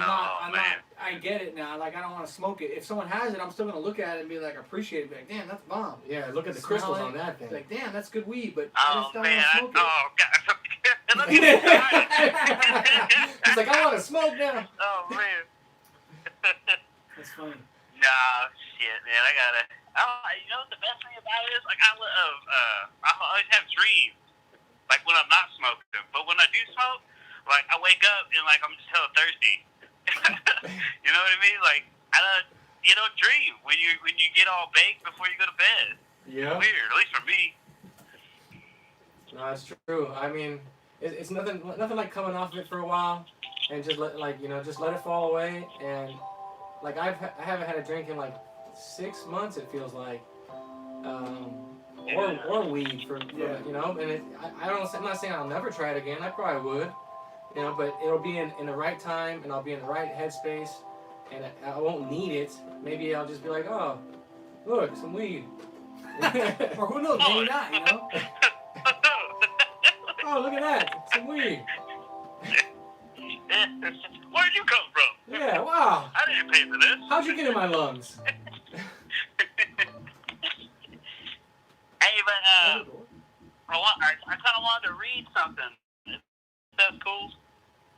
It's from a book I really like, and I don't know, it's been on my mind a lot. What book was that? It's this book called Awareness by Anthony DeMello. Awareness by Anthony DeMello? Yeah, he's like this Jesuit priest. It's really cool. Awareness, the perils and opportunities of reality. If not, it's cool. You know, I sound all weird and shit, but it's been something on my mind. If not that, you know, whatever you guys ask me questions or something, because I don't know what to talk about. It's not the door though. It's from outside. Interesting. Or he's hammering upstairs. Weird. I thought I heard someone pounding on the door. I was like, what the? I feel like I'm smoking weed. I'm getting all paranoid. No doubt. Exactly, Schmitty. We thought it was a hobo. Had to get ready. We're like, hold on. Who's there? But yeah. So I mean, just don't worry. Don't think about it. Johnny McWong, just let it be. Just focus on getting your car fixed and, you know, staying at peace. And then maybe you smoke, maybe you don't, maybe you drink, maybe you won't. Not a big deal. Yeah, right. I mean, that's the biggest thing. It's like the way you kind of look at yourself. I think, you know, there's like being like conscious, but not like, you know, unconscious. If that, Right. if that makes sense. It does. It's like when you're unconscious, you don't need a conscience. Exactly. Just like Jesse always says, like he doesn't encourage people just to stop. His first advice when he talks about people smoking weed, he always be like, just look at yourself, watch yourself rolling it up, watch yourself grinding it and putting it into the blunt or whatever, or into the bong, and watch yourself smoking it, watch yourself inhaling it and exhaling it. Just watch yourself. You know, and don't get lost in like, ooh, this smells so good, and oh man, I can't wait to get high. Like, just watch yourself, and then and only then will it fall away. Yeah. I mean, all that sounds like pretty awesome. Yeah. Maybe I just try to focus on the negative. It's like, what's gonna happen after I do this? Exactly. You know? All right, Johnny. Well, for the sake of time, now, was there any other questions before we jump to the next caller? That's it, man. All right, brother. Well, be Take well, care, man. and spend that $4,000 wisely. Oh shit, it's already spent. All right, buddy. Hey, you guys stay up. Thank you too, Okay, bud. bro. Call from Yo, you're on the air.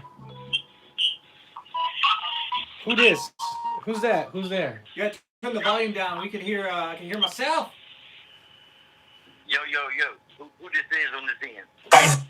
What's cracking? Who that? Who that be knocking on my door?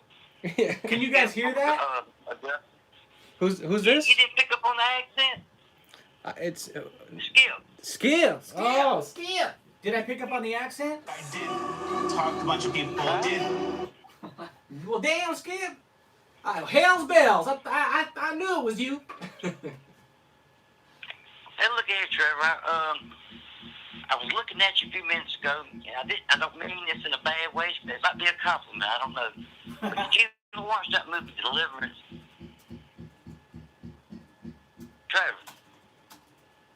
Trevor. I Did you hear you.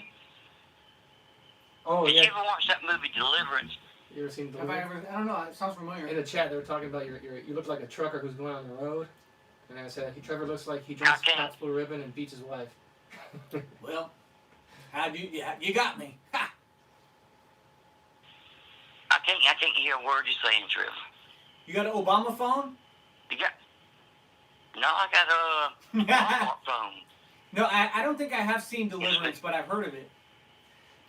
It's a Burt It's one Reynolds. grade higher than an Obama. They go. That was an old Burt Reynolds movie Yeah, back in the 70s. they go to the south and they try and do a little canoeing trip. Or It's good. River trip, and then they end up running across a bunch Right, of it's like- inbred locals who butt rape one of his Oh, jeez. buddies, and they gotta survive because they're trying to kill him. And that's me. They The think that famous, you look like the crazy the little fa- kid. no. There's like this little redneck kid. you look like the little boy that was playing the banjo on the front Ding porch. ding ding ding ding ding ding. Ding ding ding ding ding ding ding.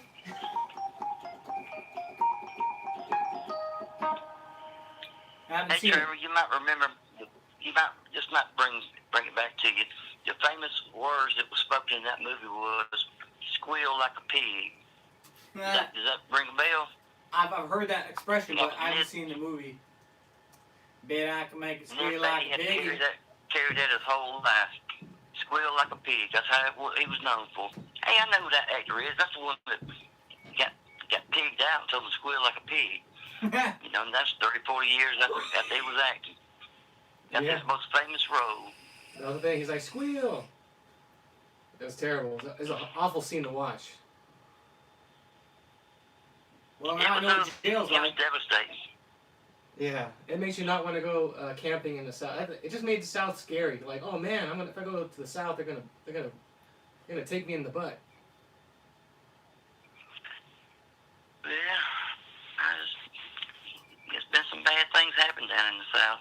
We had a while back, I guess it was about 6 months ago, it was all on the radio news.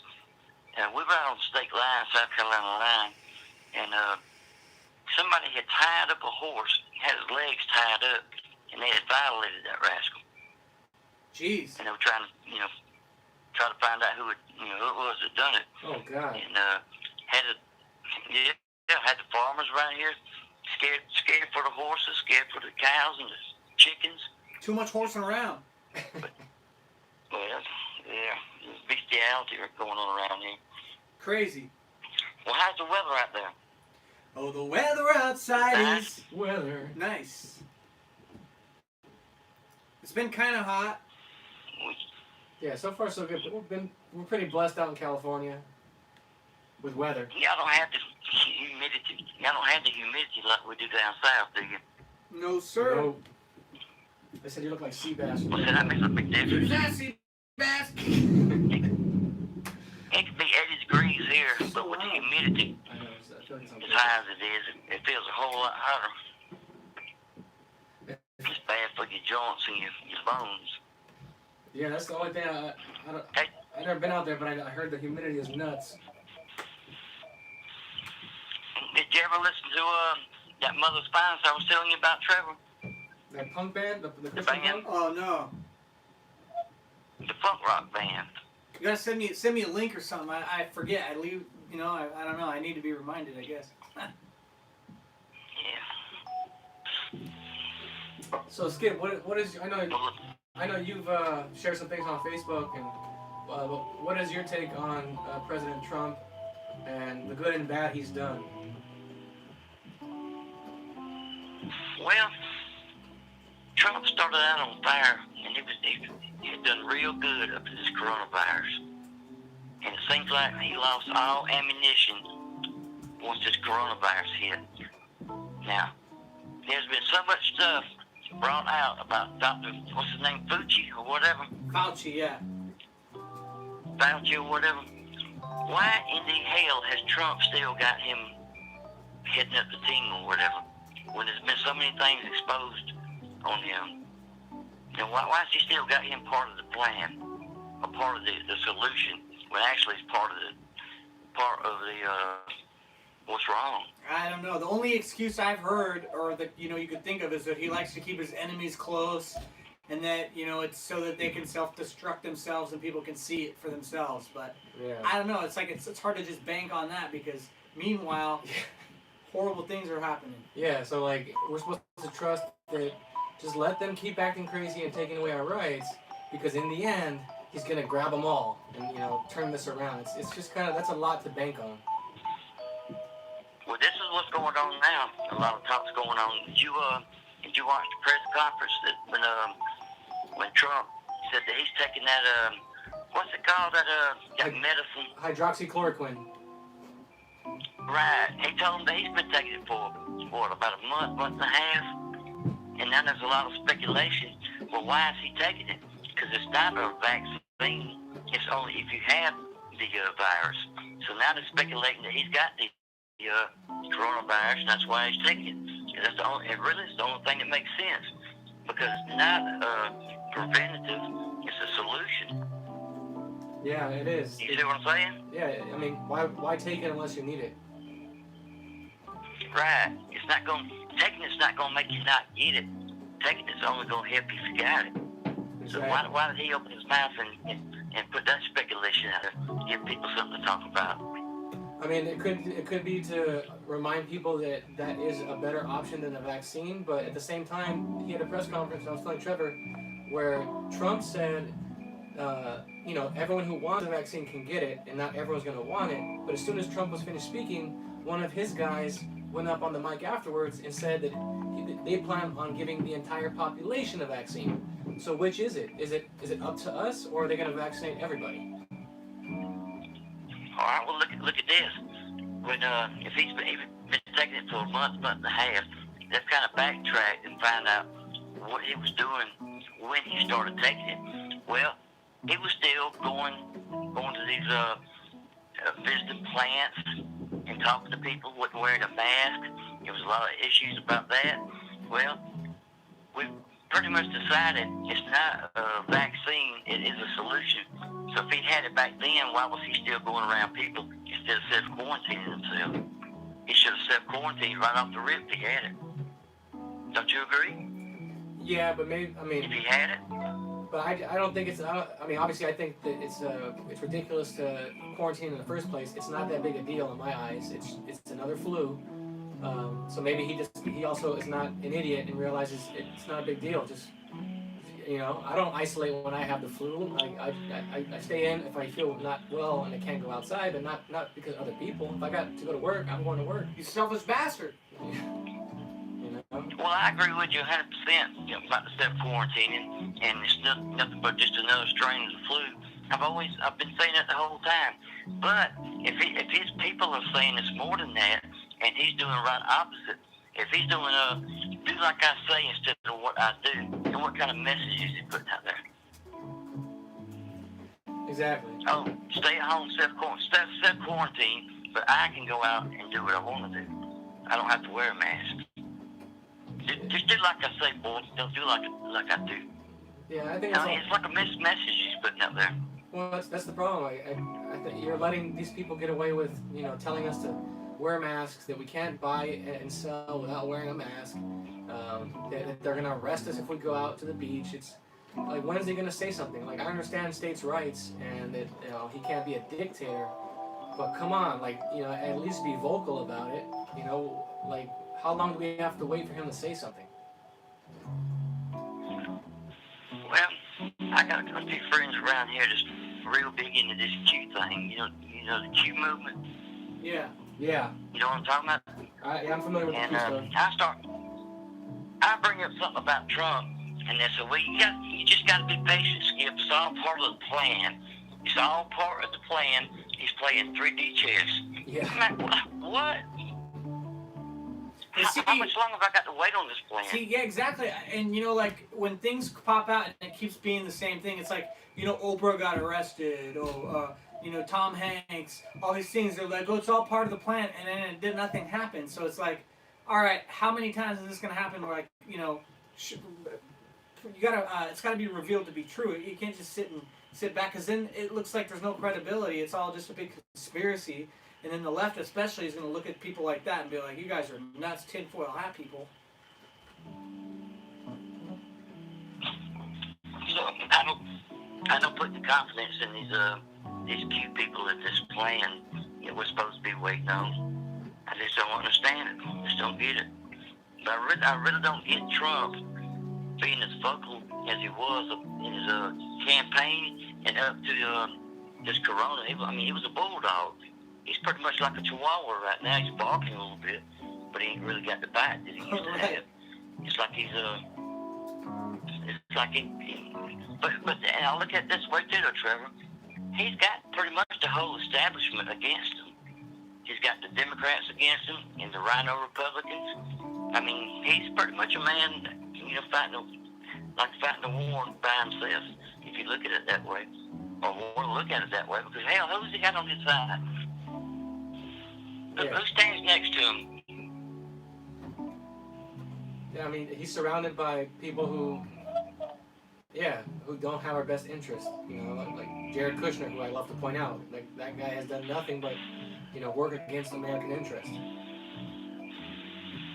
Well, he's helping make Israel great again. And Trump's daughter even changed her name to a Jewish name. You know that? Did he what? The one that married his daughter. Yeah, The one that married Kushner or whatever. She's got her a Jewish name now. Yeah, I heard she And like Orthodox. Yeah, her belief is the same as like you were saying earlier about the Jews that believe Jesus is bullying and crap right now.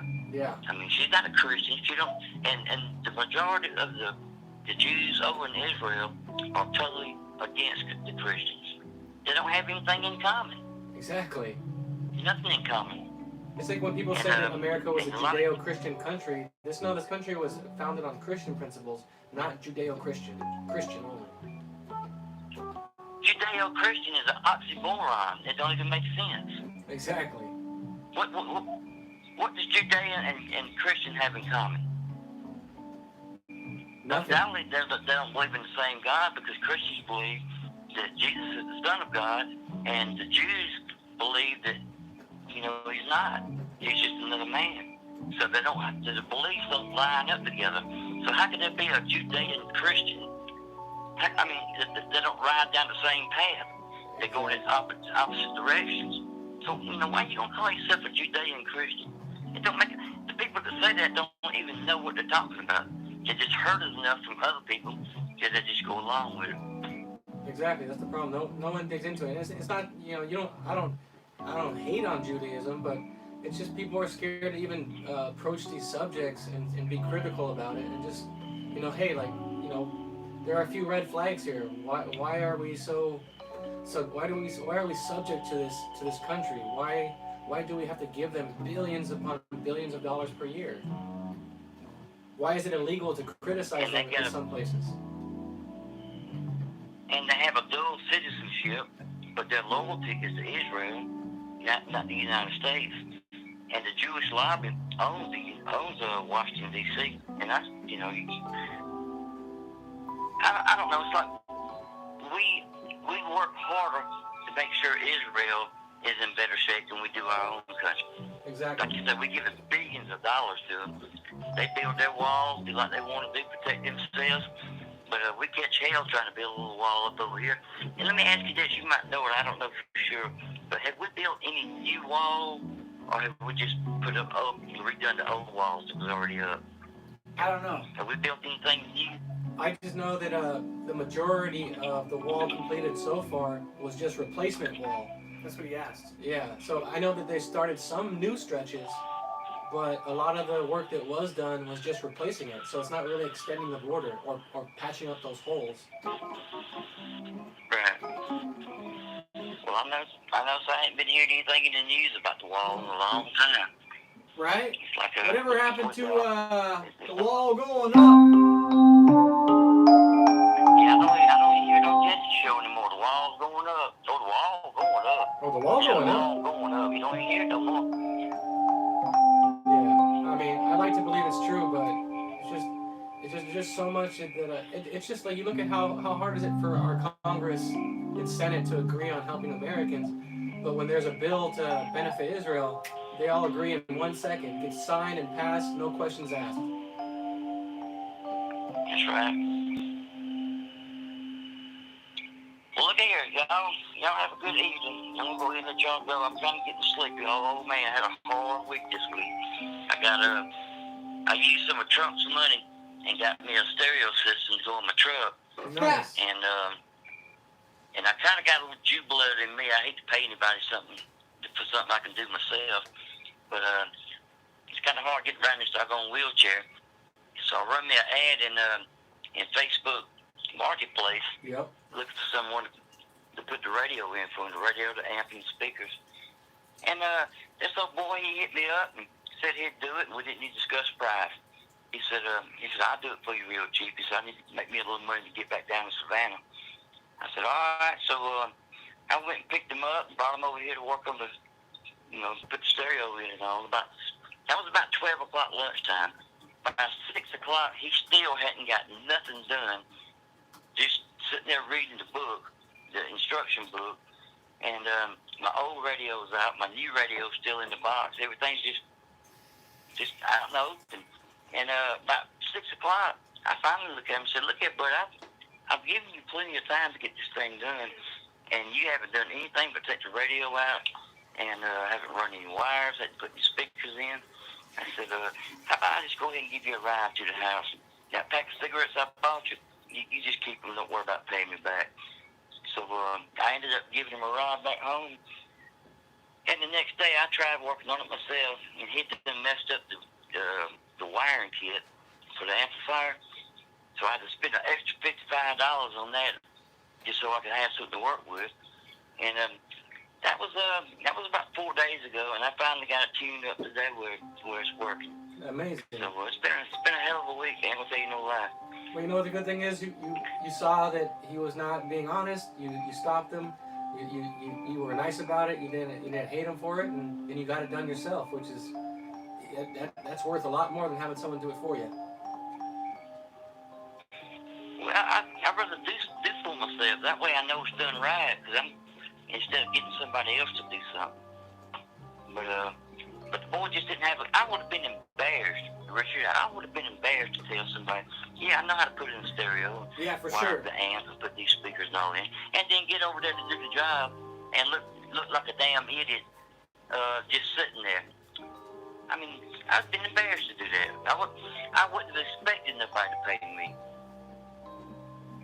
But Yes, I know sir. some people just don't care. Yeah, I I really agree. thought I was going to pay them anyhow. That's how I feel like in All right, the well, music I'll talk to business for a y'all long later, all time. right? In music, like I've done so many free things because I wanted to help people, and then in the end, it was always me getting burned somehow.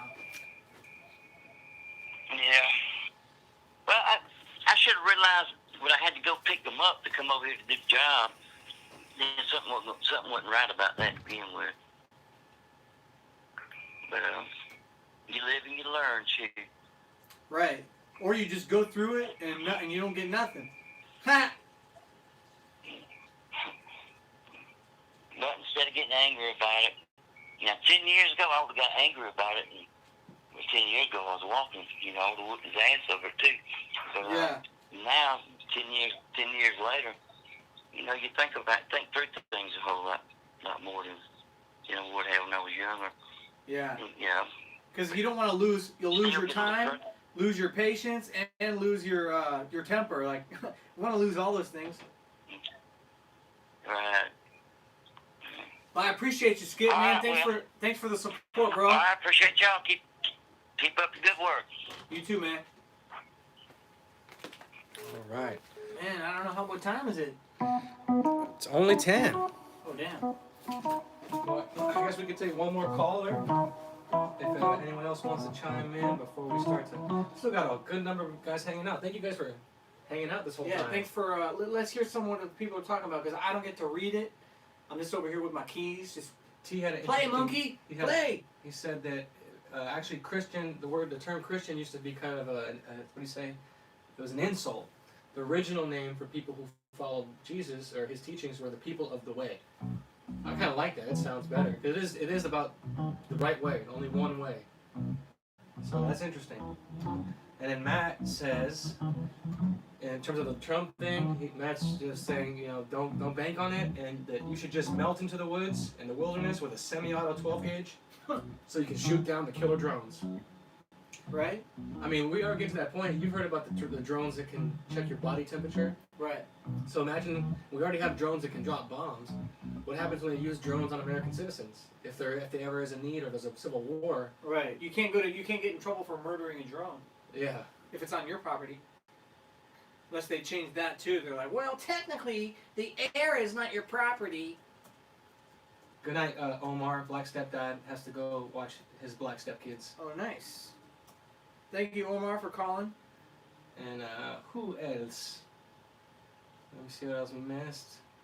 T Warrior says Trump won't get everything right, but he's doing a great job. I'd have him 1,000 times rather than Hillary, Biden, or Mike Obama. Exactly. That's the thing is you look at what we're up against. Yeah, he is the best. You can't help but Compared like to them. Trump.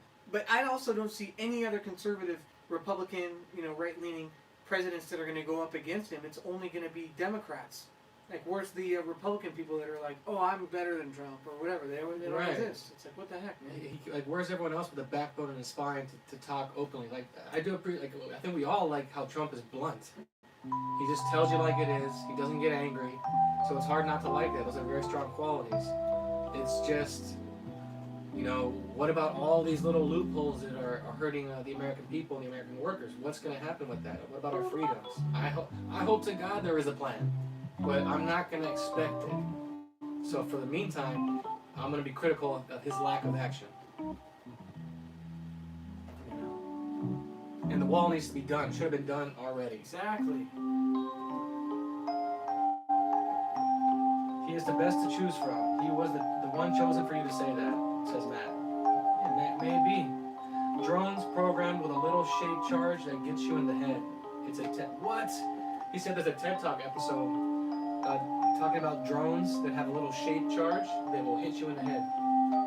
That's nuts. Have you seen that show Black Mirror? They have an episode on there where they're like Oh, dog. the little robot dog, and Intense. its whole mission is to kill you. It shoots out these little like tracker beams that stick into your skin. So if you're a criminal or whatever, if it sees you, it shoots out this thing. It sprays it everywhere, and if you get it in your skin, it'll hunt you down until you're dead. Yeah, it kills all humans. It's crazy. It's crazy, man. But I don't see that being too far off from this tyrannical government. Purple Favorite says to Matt, can I have your opinion on this? I've heard that when things are related to the light, it's something having to do with Lucifer. Yeah, like the Illuminati, the enlightened ones. Lucifer was the most beautiful angel, the angel of light, the morning star. He led the choir. Yeah, so that definitely with that. Oh, the wall going up, Skip. It seems like it's not. Wow, Matt says that TED Talk shows them using that drone on dummies and blowing their heads off. I want to see it. That's crazy. Just like that Black Mirror episode, he showed me that. It is intense, and it looks very, we're not that far away from that. That's crazy. Matt says, if someone says they are from the light, you're from the Father. What's the name of that TED Talk? If you remember, so I can find it. TED Talk, drone, close up, head.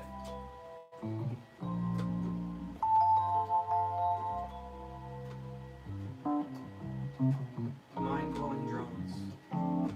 Yeah, if you have that link, Matt, send it over. Jill says, sorry if collecting unemployment offends some of y'all. Hey, it is what it is, man. At this point, I don't think it's offensive to take the money. Take it, They're giving away to illegals, and people who shouldn't get it, so might as well get some yourself. Exactly. If the dollar is crashing, then get what you can now and put yourself in a better position so that you're ready to do good later and survive. You know, that's the whole point. Do what you can. Work with what you got. Thank you, Matt. He's going to look for it. Mr. Charles Albo is requesting a little serenade from Mr. Wesley.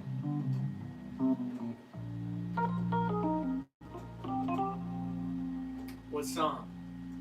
I think he left it open. You know this song? I don't know why it popped in my head.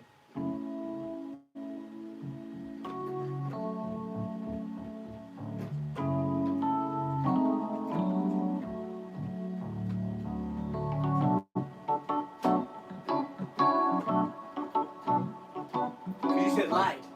Flashing lights. She don't believe in shooting stars, but she believes in shoes and cars. With floors in the new apartment, couture from the store's department. You more like love to start shit. All more of the trips to Florida, order the hors d'oeuvres, views of the water, straight from the page of your favorite author.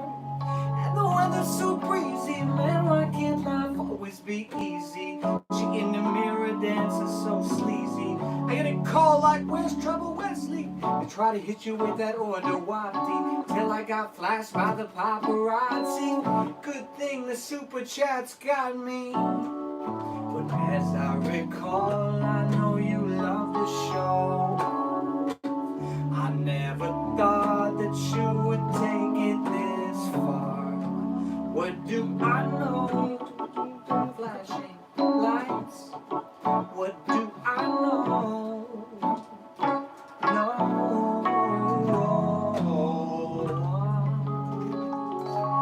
There you go, Charles.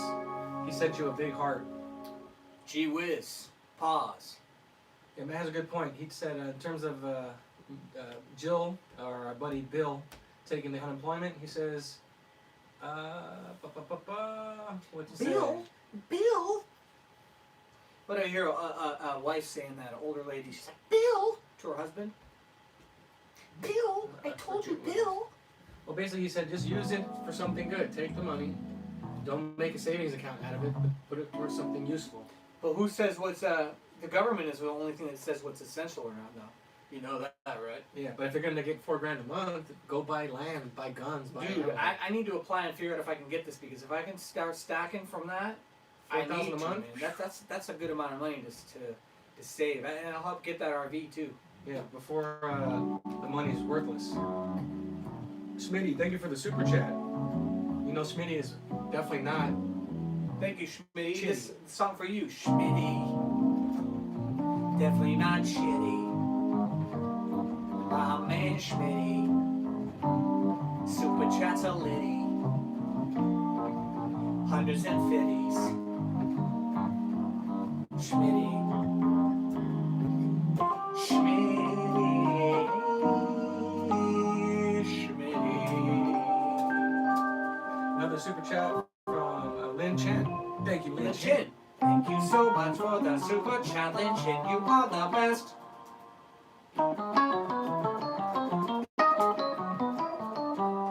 And IT Warrior wants to. Can you play "Lately" by Jodeci? Dang, how does that song go? I know that song, I just can't think of it. How does it go? Pull it up. "Lately" by Jodeci. Let's see. But don't let it play too much, because then we might get demonetized, copyright infringement. I just need to hear a second of it. Okay.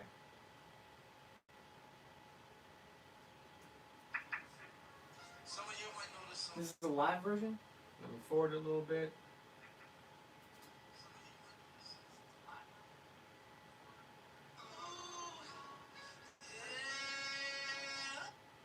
Get to some lyrics. Just play the record.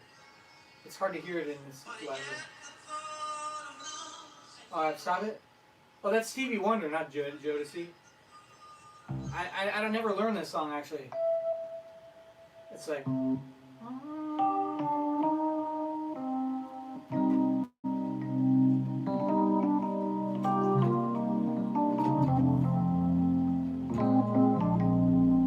I don't know how it goes.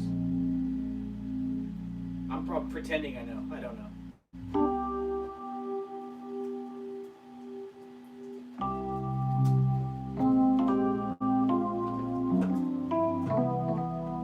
song I was playing sounds like it could be.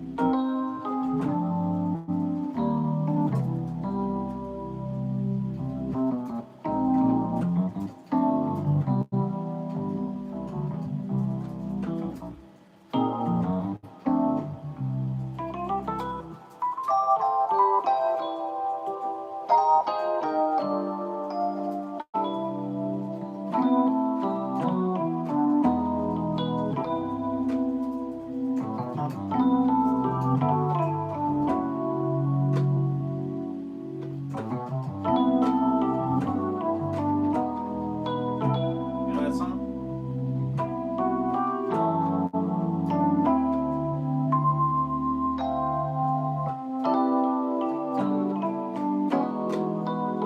Sounds like 90s R&B, but I can't think.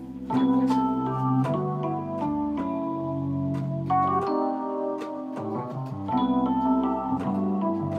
Anyone in the chat know what song this is? It's originally it was a guy named Jaco Pastorius. He was a bass player, and he made this bass line out of it. And it was really cool. And then this group ccalled SWV did a song. Oh, those girls, yeah. Like rain Sisters with voices. on me, yada yada, round and round, on me. How's it go?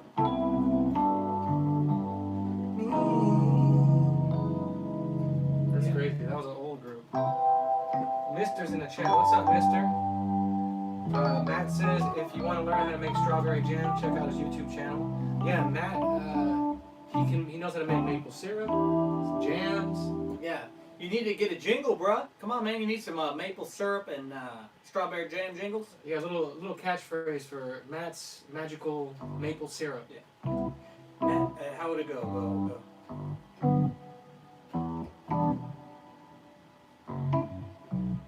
Something country sounding. It almost no. It sound like the Matt's maple strawberry. Matt's maple strawberry jam. Maple strawberry syrup. Come on down. It's right down the street. Yeah. Victoria knows that jingle. Is she in there? Yeah, she's in the chat. Remember Victoria? Oh man. Do you know any? Yeah, he knows Bobby Caldwell. Oh, yeah.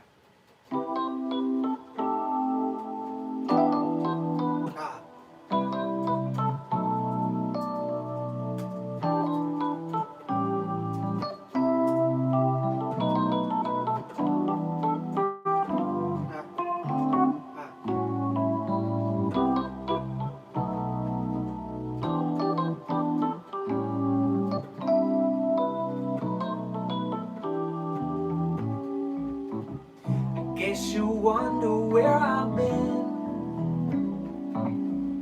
I search to find the love within. I came back to let you know. Got a thing for you, and I can't let go.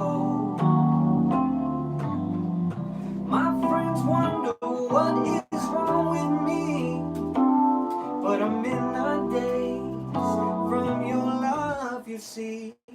I came back to let you know. Got a thing for you, and I can't let go. Some people go around the world for love, but they may never find what they dream of. What you won't do for love. You've tried everything, but you don't give up. In my world, only you make me do for love what I would not do.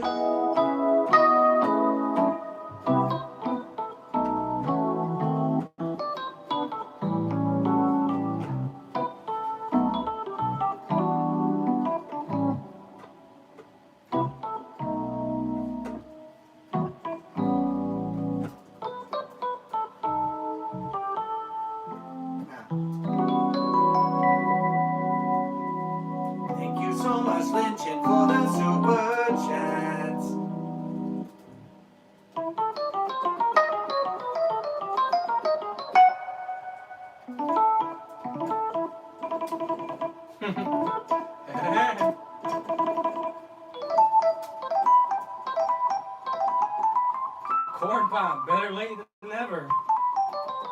This show is sponsored in part by Ronaldo's Roasted Chicken and Repo Service.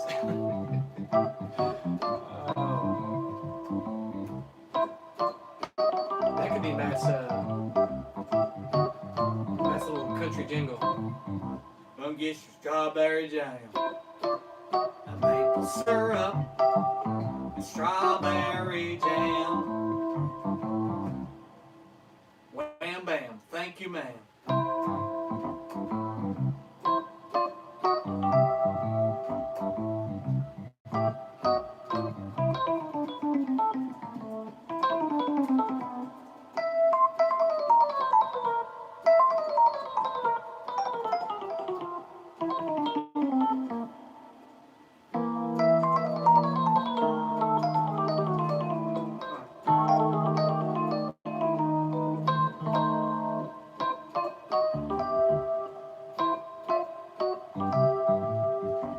Well, back in my day, when the grass was green,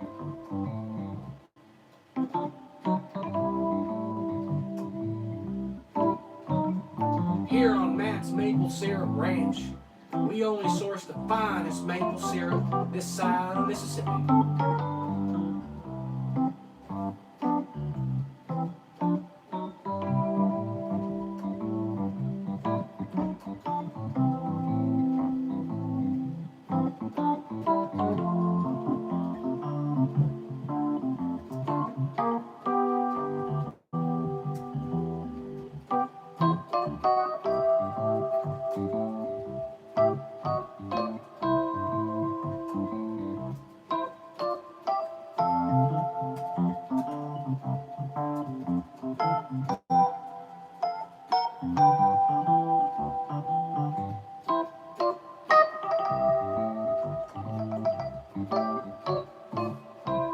Yeah, I can do your narration, Matt.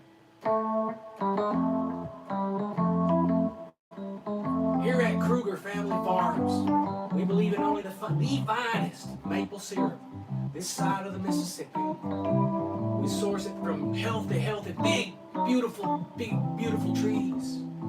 We take that maple syrup and we boil it down, purify it, put it in these cute little containers. Best maple syrup you ever our had. maple syrup is the only maple syrup that comes straight from pig's fat. Straight from pig fat. Most maple syrup is made from maple trees, but our maple syrup comes straight from the testicles of pigs. Our proprietary process takes the penile tissue of pigs. A lot of people like that when their maple syrup touches their bacon when next to their pancakes. We fixed that for you. It's infused from the testicles of pigs worldwide. That's right. Nothing but the best product from Kruger Farms. From our table to yours.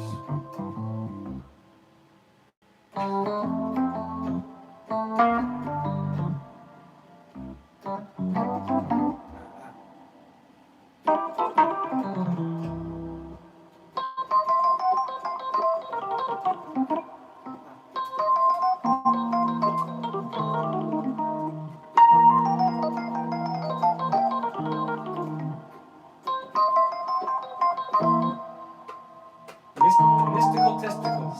That's right. Pig foreskins is the special ingredient. Bacon syrup. This is other like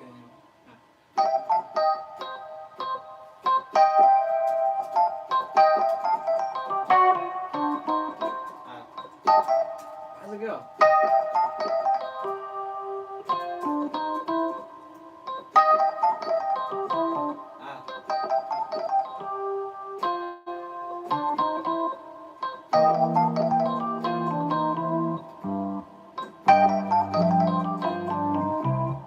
something like that.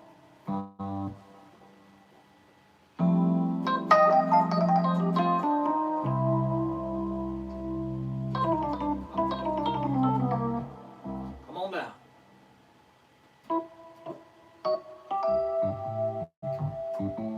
Makes me think of that. You know Patsy Cline? Yeah. She's awesome. Crazy, I go walking crazy, after midnight. crazy for feeling so lonely.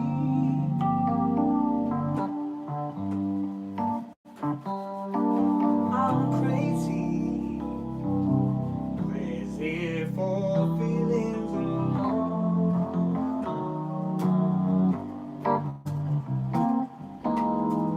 I know.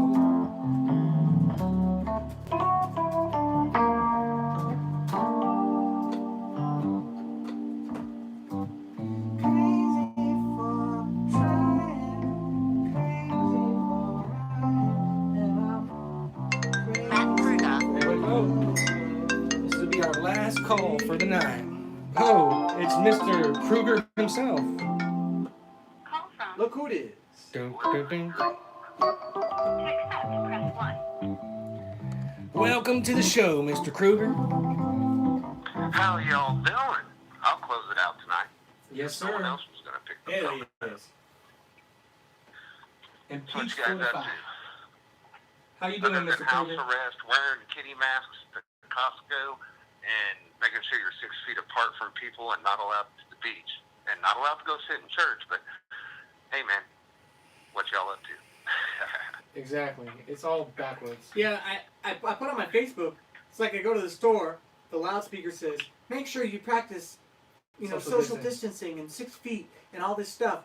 And then you go, you wear your mask, and then you go and get in line, and they don't wipe the keypad. They all touch the same keypad, and then the person checks you out touching all your stuff. So it's like, all right, well, where's the consistency here?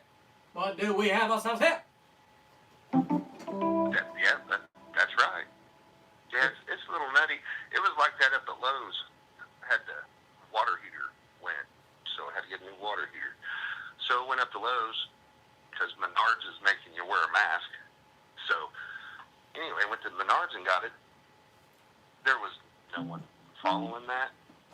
I mean, the only people that had masks there were the employees.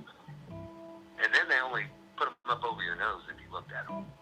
Yeah, I think the worst part of all this is just seeing how many people are walking around so fearful. Everyone is now scared of other people. Like, they'll cross the street. Everyone's so distant.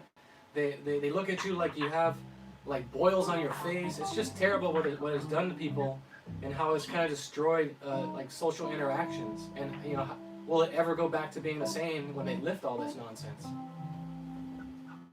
Well, I tell you what, the only thing that's different here, I mean, I wish someone would do that to me when I'm out, but they don't.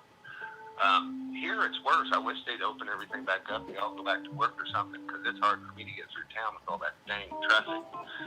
So, I mean, here, no one's listening to nothing. They're opening everything. It's there.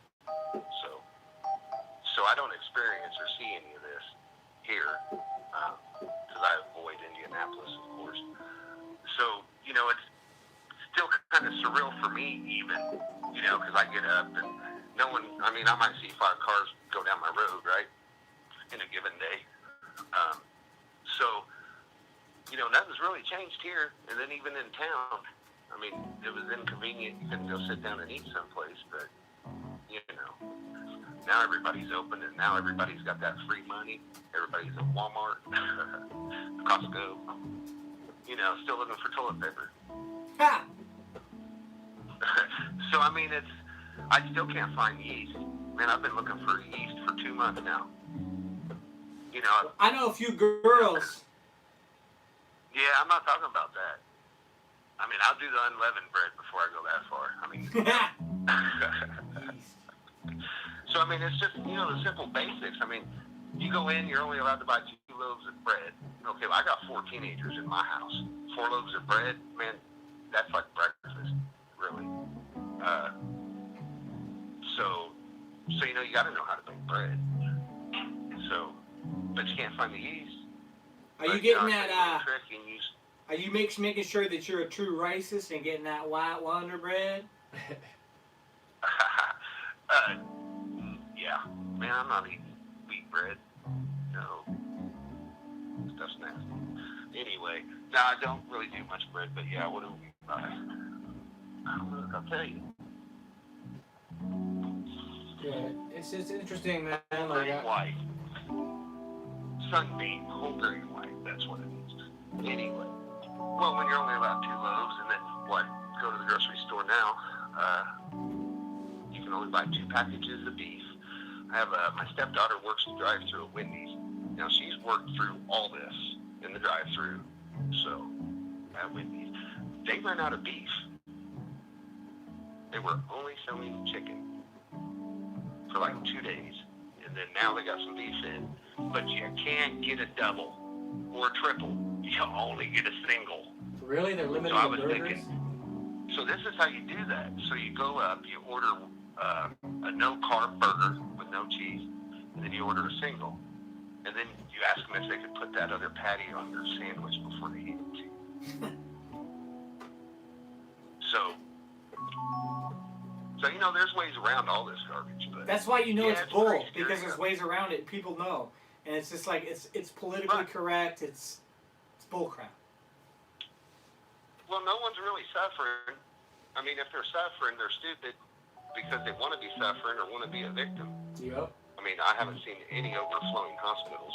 And even before this mess, I mean, if you're going hungry in this country, even if you live on the sidewalks, I mean, you probably ought to be seen by a doctor or something, because I mean, you can pretty much walk in any city, anywhere. There's pantries everywhere. You go to any church, they're going to give you food. So, you know, it's all, you know, it's like you've seen the movie The Matrix, right? It's just what's been created for you. That window. Everybody watches that window in your house that hangs on the wall instead of looking out your window to look outside or go out your door. So they tell you what to believe, how to live, how to talk, how to speak. You know, they got you trapped. So, but Yeah. if you can see it, you can navigate it. Yeah, the TV is. I mean, to be one of the honest, I'm worst having a things. blast.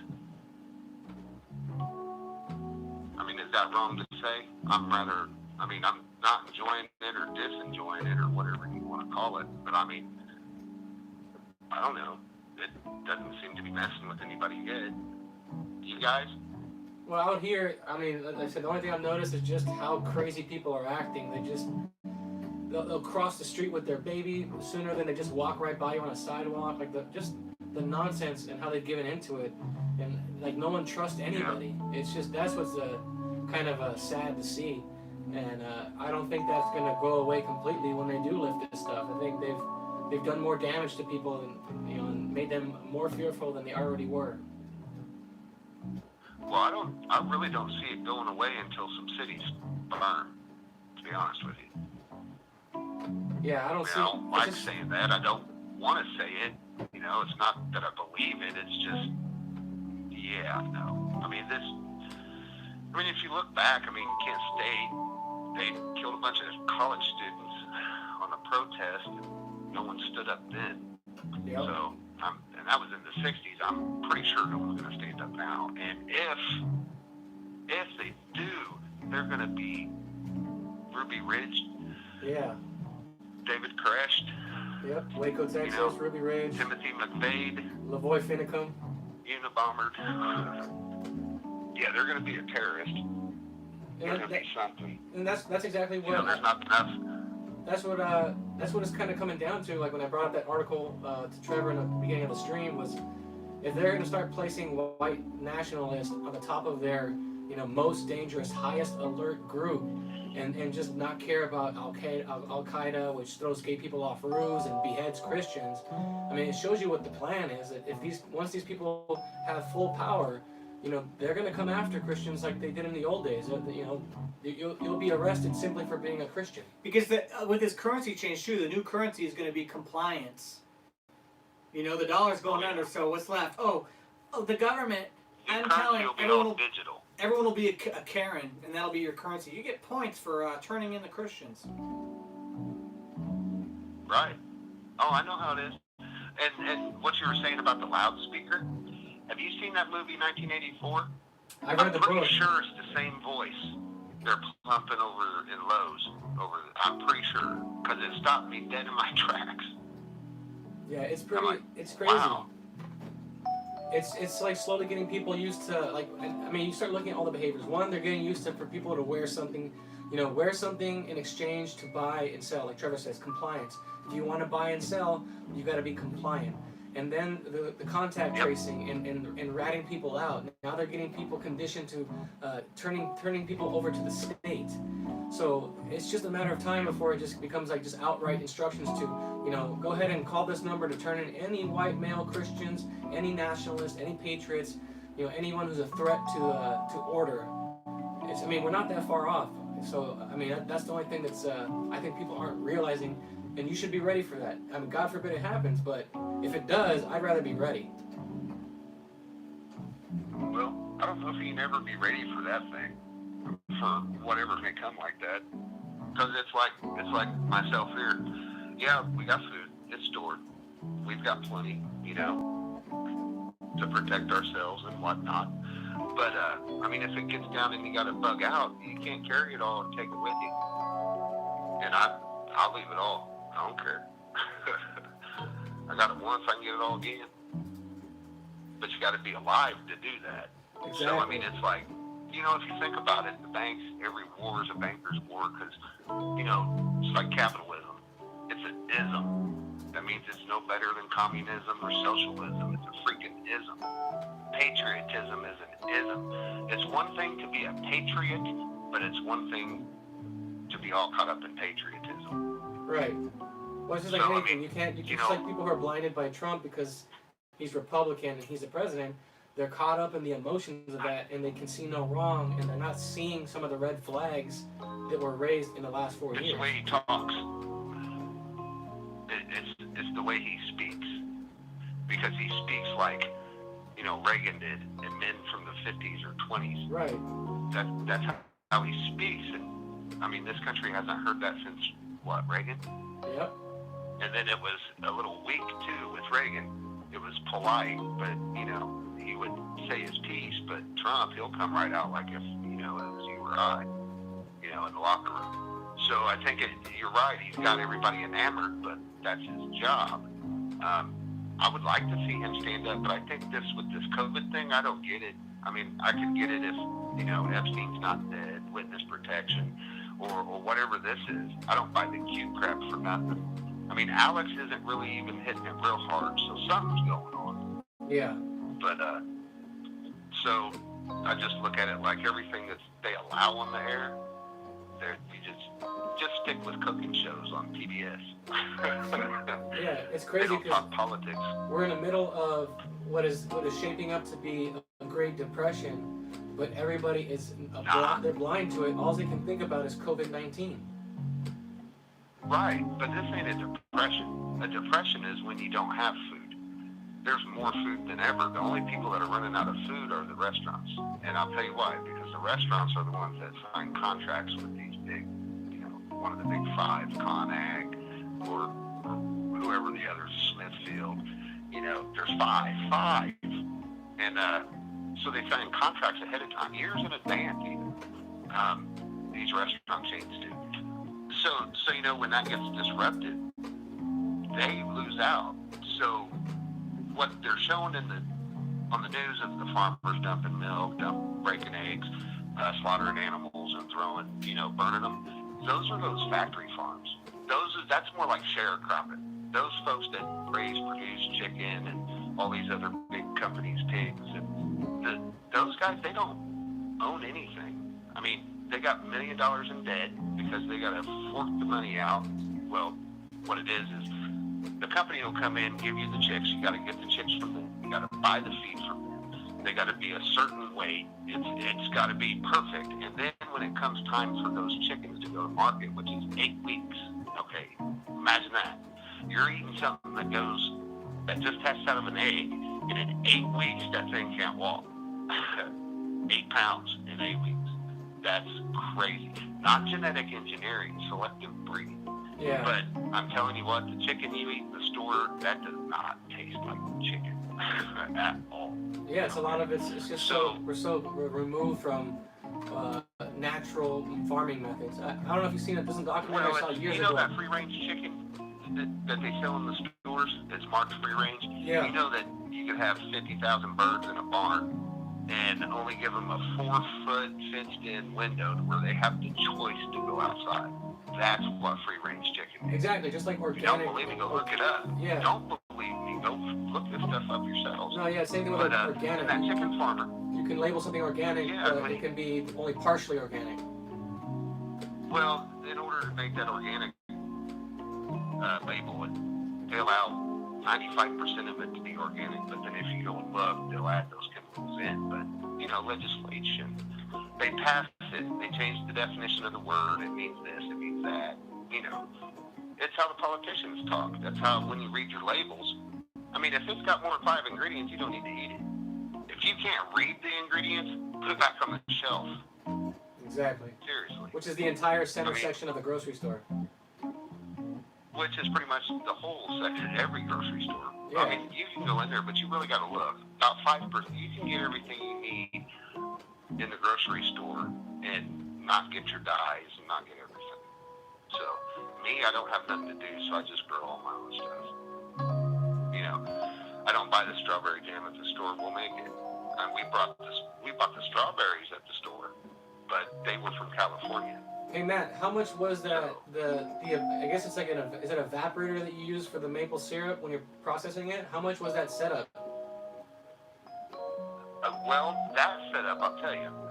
Now, I got that from a guy in Indiana. He makes it himself. He's a private individual like I am. He's got this awesome shop. It's up in Huntington, so it's about 3 hours north, 2.5 hours, 3 hours north of me. So I was looking for years because I was just doing it in a little tiny turkey fryer pan and just doing a couple gallons a year. And then I just decided to go ahead and do it. So I'm looking online. That setup, 2 foot by 5 foot stainless steel pan and archway with a warming pan. That setup anywhere else would be about $5,000. This guy made it up here, cut the steel, his design. He made everything. And I got 18 gauge stainless steel sides, wrought iron. It's wrought iron, cast iron. Got the fire brick, the fire blanket insulation for the archway. $1,650 was the initial investment. So now I said a gallon of syrup is $120 a gallon. That's if you buy it in quart jars. But if it just depends on what size you buy it in. But that's about what people would do. So $120 a gallon. And I brought in about 20 gallons. It paid for itself the first season. I didn't put out all my taps, and it was a crappy season. The trees did not run more than 2 days in a row. And for a good season, you need a couple weeks back to back. That's crazy. But this year was bad. But as you guys seen in the pictures, you've seen the color, the grapes that I got out this year. So that was pretty amazing. But, it's not rocket science. It's simple. It's easy stuff. It's forgotten. You all know how to do this stuff. You just got to tap it. Tap no it. pun intended. Or maybe it was. But anyway, it's just as simple as that. It's, what holds you back is that fear. You'll sit around and you'll talk about it, get up in your intellect, get up in there, you listen to those thoughts, you won't think their thoughts, and then you'll sit and talk about it for years and years and years, and all you really got to do is just shut up and do it. It's that simple. The only thing you got to fear is fear yourself, but if you're not going to do it because you're afraid you might fail, well, crap, you just failed. So, Exactly. It's just kind of like, you just got to take that step, do it. Yeah, It's like, that video, I taught my daughter how to make jam tonight. I not only taught her, but if you go watch it, I taught you too. So, and that was something, my parents didn't sit me down, or my grandparents didn't show me that like that. But I could sit and watch them. So, when it got time for me to do this, I got my grandmother's, Canon book, and that would be the recipe that I took it, because I didn't follow a recipe, but you guys will have to if you try. Suggested you do it that way. So I took a picture of it and put it on the video. So, if you want to know, that was the test one for the long one. I got some new equipment coming, hopefully a mic. It'll be better with the mic. So, I don't know. Check it out. I went from, 3 videos. Longest one was 3 minutes. This one I did 22. So, hopefully it works and didn't bore the crap out of people. But if it does, it will. Yeah. Yeah, I mean, Thanks some for people letting like me it, some plug people my don't. own Just like self. my music. Do what now? So it's like my music. Some people like it, some people don't. Not everything is for Well, everyone. I don't know, man. I like all kinds of music. I mean, there's, you probably name it, and I'd like it, or have listened to it, or have it. And I don't know, man. You can well on that keyboard. I think I'd like to go to a nice, I don't know what you call it, cigar bar, have a nice drink. You're, playing the guitar, or not guitar, the piano, little grand piano. That'd be cool. Yeah, it's way better on a real piano too. Oh, I bet. But, yeah. I mean, your music, like, I see that some cat was playing Filipino stuff. That it was your Chivalry Was Dead. Yeah. So, I mean, yeah, you're good at what you do. I like listening to it. Yeah, I make music because I like it, and I don't really cater to anybody except what I like, and I know other people will gravitate towards what I like, and it'll be authentic. It won't be me trying to pander to other people. Exactly. They're coming up with names in the chat. Yep. Yeah, I'm not trying to pander to nobody. Arcadius. I mean, it's like the market up there. I can't believe people don't go to the farmer's Should be market. Delicious Johnson. It's crazy. I mean, how come other countries can have, you've seen those, not wet markets like in China, but those don't cause anything either. But, you've seen it in Italy, Middle East, Europe, Asia. I mean, they're walking and people just have their stalls out, right? The streets dedicated to it. You can't find that here. You don't get that in the United States. Corporate grocery stores won't allow it. Yeah, interesting. And you're not allowed to grow vegetables in your front yard for anyone if you wanted to. If you're like, I'm gonna have a little fruit garden for anyone that walks by that might want a strawberry or something, you're not allowed. Yeah, LA County. It's I think it's actually on the books. It's illegal. In LA? Yeah, you can't grow the front of the house. That cannot be turned into a garden for food. No horticulture. No horticulture. Right. Yeah, no horticultural. What is it? Where they grow vegetables with fish and fish tanks. Big tanks with fish in them. Is it hydroponics? No. Aquaponics. Aquaponics. Yeah, there's a booth at the farmers market I go to that they're doing that. I was going to go check out his setup. They were doing it on 6 acres. Yeah, it sounds fascinating because you have fish that you could eat at the same time. The wastewater that they produce can fertilize your vegetables and fruits and stuff. Exactly. Well, if you eat tilapia, you're eating a genetically engineered fish. That's why the flesh is mushy. Right. Fish is not mushy. It's cheap fish. Huh? It's trash. It's trash fish. Well, yeah, the striped bass farms out there in California, they have in those big concrete pens. Yep. When they harvest those white bass out of those pens, they put tilapia in it to clean them out. See, tilapia only get 3 inches, 4 inches big.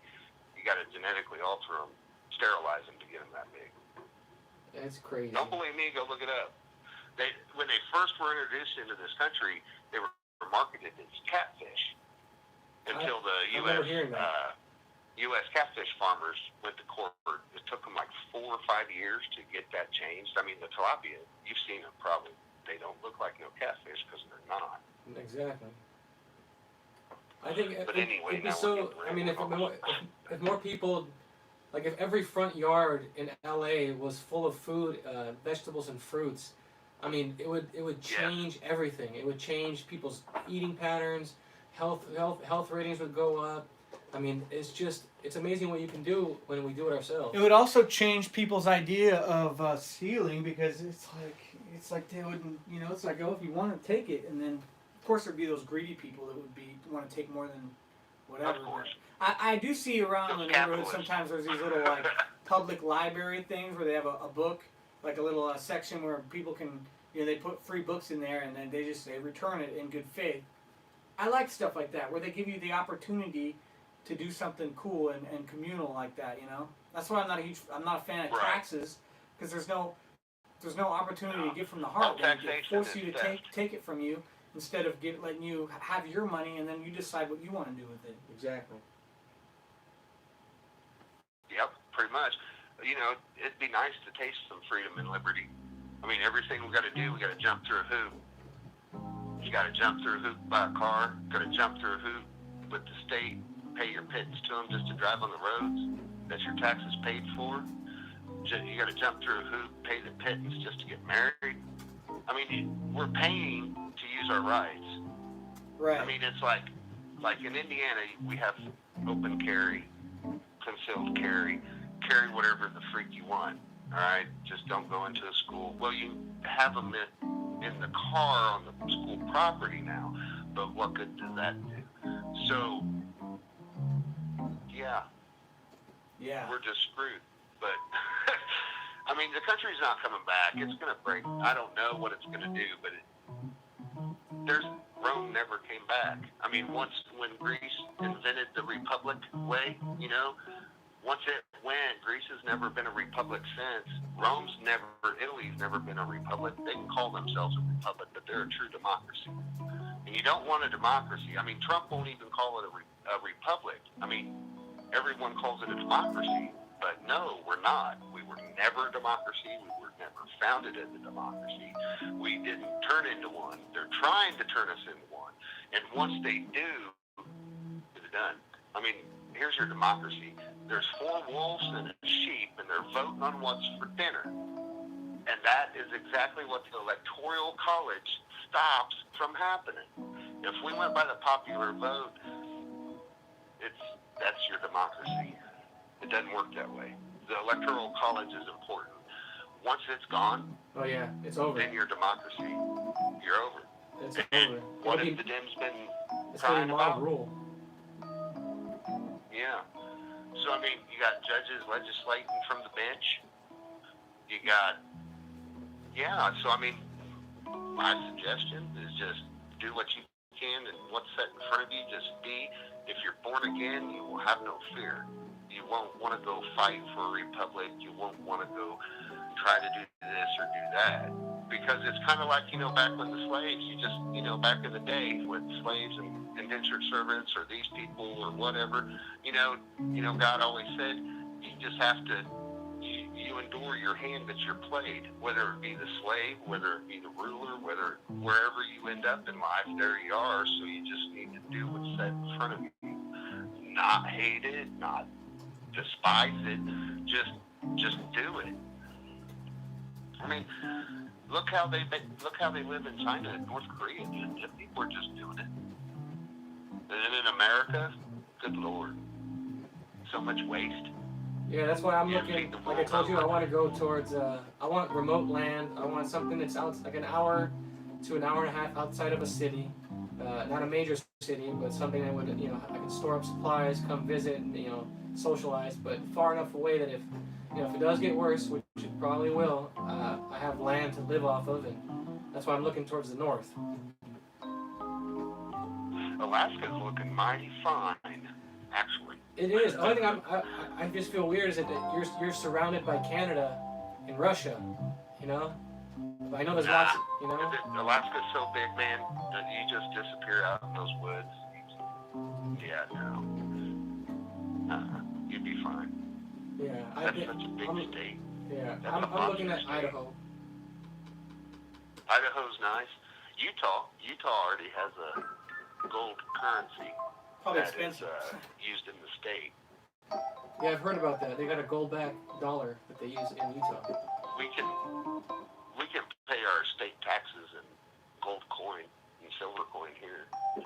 So depending on what the market's doing, you may get a better deal and pay lower taxes, but not usually. But you got that choice. It's kind of like Coke or Pepsi. Which one's your poison? They kicked Darcy to the curb years ago. But yeah, I mean, everything's set up for you. I mean, we're like a bunch of hamsters, 2-party system. No. they don't even teach civics in school. I mean, people think this country isn't a Christian country or somehow it's got Judeo values. And it's like, boy, you didn't read your Constitution. You didn't read your Federalist Papers. You didn't read anything that the Founding Fathers wrote and said at the convention in Philadelphia. It's like, actually, it's just stupidity. I mean, school system here, they taught a little bit, but then, they had me here. I could pull the pocket Constitution out, set it here, and show them what it really said and what it meant. Because they dumbed the nation down with the language. I mean, most Americans today can't even read that document, let alone understand it, unless it's printed, because it's in cursive. Yeah, no, we're gonna be. There's gonna be a lot of interesting things happening, and I think it's safe. The best bet is if you are awake. I think it's wise to move out to the country. Yeah, I'd say get out of the cities. I would get as far away from the cities with the large minority population as soon as possible. Indy's pretty rough. Yes, sir. I mean, they're not, but it's rough. I ain't gonna lie. Yeah, because if in the worst case, if they already have brainwashed people to hate whites and Christians, if they ever get power, and it could end up just like Rwanda, and you'll be surrounded by people They've who are already got angry. power.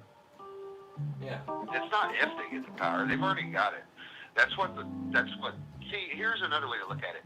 See, no one's getting out of hand really yet.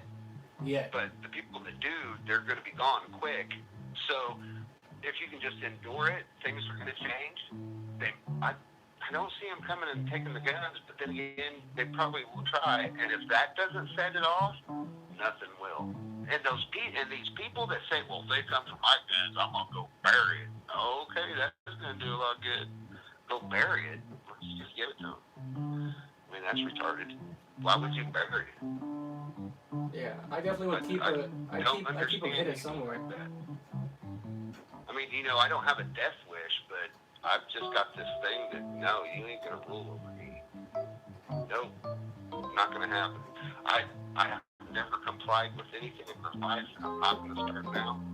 Oh, hey Matt, I got a good question for you. I was talking to one of our friends from church, and she and her husband are also looking to get out of the big cities. And she asked me what my thoughts were about going abroad. In the worst case, when it does get set off, or if this empire falls, I told her, to me, the safest place is in America. To me, this is the last stronghold of Christianity. I'd rather, live and die here. What do you think about people who believe it's safer to go abroad? What would be your argument for them to? What would you tell them? Abroad, like just go travel Europe and live abroad? No. Pick a different country. No. Like maybe it's safer to be in Central America, Nicaragua, or in Europe. Belize would probably be the safest. Either Belize or on a 50-meter expedition yacht out in the middle of the Pacific. Go find you one of those micro-Polynesian states. The United Federation of Polynesian States. I don't know, about 600 tropical islands in between, right off the Solomon Islands, down by New Zealand, in that area, Marianas Trench. That would be the safest, or Belize. That's where I would go. I mean, in Indiana, it's getting crowded. I mean, if you want country, far, you got to go a little further west. Idaho, check it out, the Last American Redoubt. The Last American Redoubt. See if YouTube's got anything on that. The Last American Redoubt. It's up in Idaho. Okay. Staunchest constitutional counties, part of Idaho, Utah.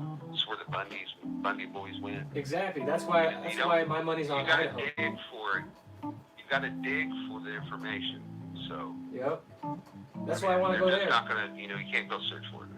Yeah, Idaho's good. It is. A lot of places hard to find water, and that's key.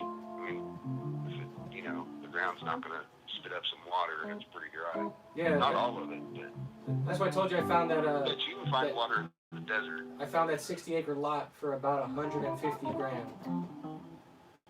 Yeah, that's not bad. That's pretty good. Standing timber, right? Yeah, it's got a mix. It's got a pretty good sized creek that runs through the property. It's got, I'd say, look, based on the maps and the photos, it's about 50% timbered. The other 50% a mix of like meadows and Now- open fields. Now, the only thing about that part of the country, when they were testing nukes out in Nevada, the fallout before they took them underground, the fallout. You know, you have to dig for this too. I can't remember the operation, but you know, I'm going to tell you, don't believe me. Go do your own research. But there was a huge nuclear fallout cloud that come over the part of that state. It was in the 50s, early 50s, I think it was. I can't remember the name of the detonation that did it, but they had to evacuate that. So you might want to check and see where that's located at too. I don't think you'll have to dig too far on that one. I think you can just Google that. Idaho nuclear fallout from testing from the 50s. Yeah, If I you don't know find too a much film about on it, Idaho, but I've never been there. But And if I've heard that it's a pretty red state. Yes, yeah, it's red. And if you see the film on that blast or anything after during the Korean War, my grandfather was running those cameras Wow. on the on the atom bomb tests. That was pretty interesting. That's pretty cool. Yeah. So I'm not. Yeah. So anyway, but yeah, I think you just weather it. I mean, there's not enough of us to stand up and do anything. I don't even think there's enough in a single state anywhere. Look how much trouble Virginia's having. Yeah. Well, Matt, for the sake of time, I think Texas, we're gonna wrap it up here. Get up on out of here. Oh, most definitely. But dude, thanks for hanging with us and calling and chatting. And Oh, any no. leads on RVs, just keep sending the leads over for the RVs. I will. Trevor, you got to check your messenger that I send you. Oh yeah, for sure. I know my Facebook messengers. I get messages on there. I miss a lot sometimes. I gotta just intentionally. I go there and imagine see. you get a lot. I gotta I'm not worried. intentionally go to your thing because you messaged me. Right. Yeah, if not, I'll just tell Rich. Hey, Rich, show Trevor. Yeah, he showed me a couple, but keep sending them anyways. I'll check them out when I just gotta remember to go to your page and check it. Oh, I will. No worries, man. Well, All appreciate right, you, bro. Thank you, bro. Hey, I appreciate you guys. You guys keep it up. Love the show. Thanks for drafting me to be a mod. Yes, sir. But all right, guys. I'll talk to you later. Bye, Matt. Keyboard, Peace. Corn Pop, Skip. Shout out, chat. Bye. Bye. All right, guys. Thank you, guys. Pros and cons. Thank you so much. Pros and cons. The world blames dad when it's really your mom.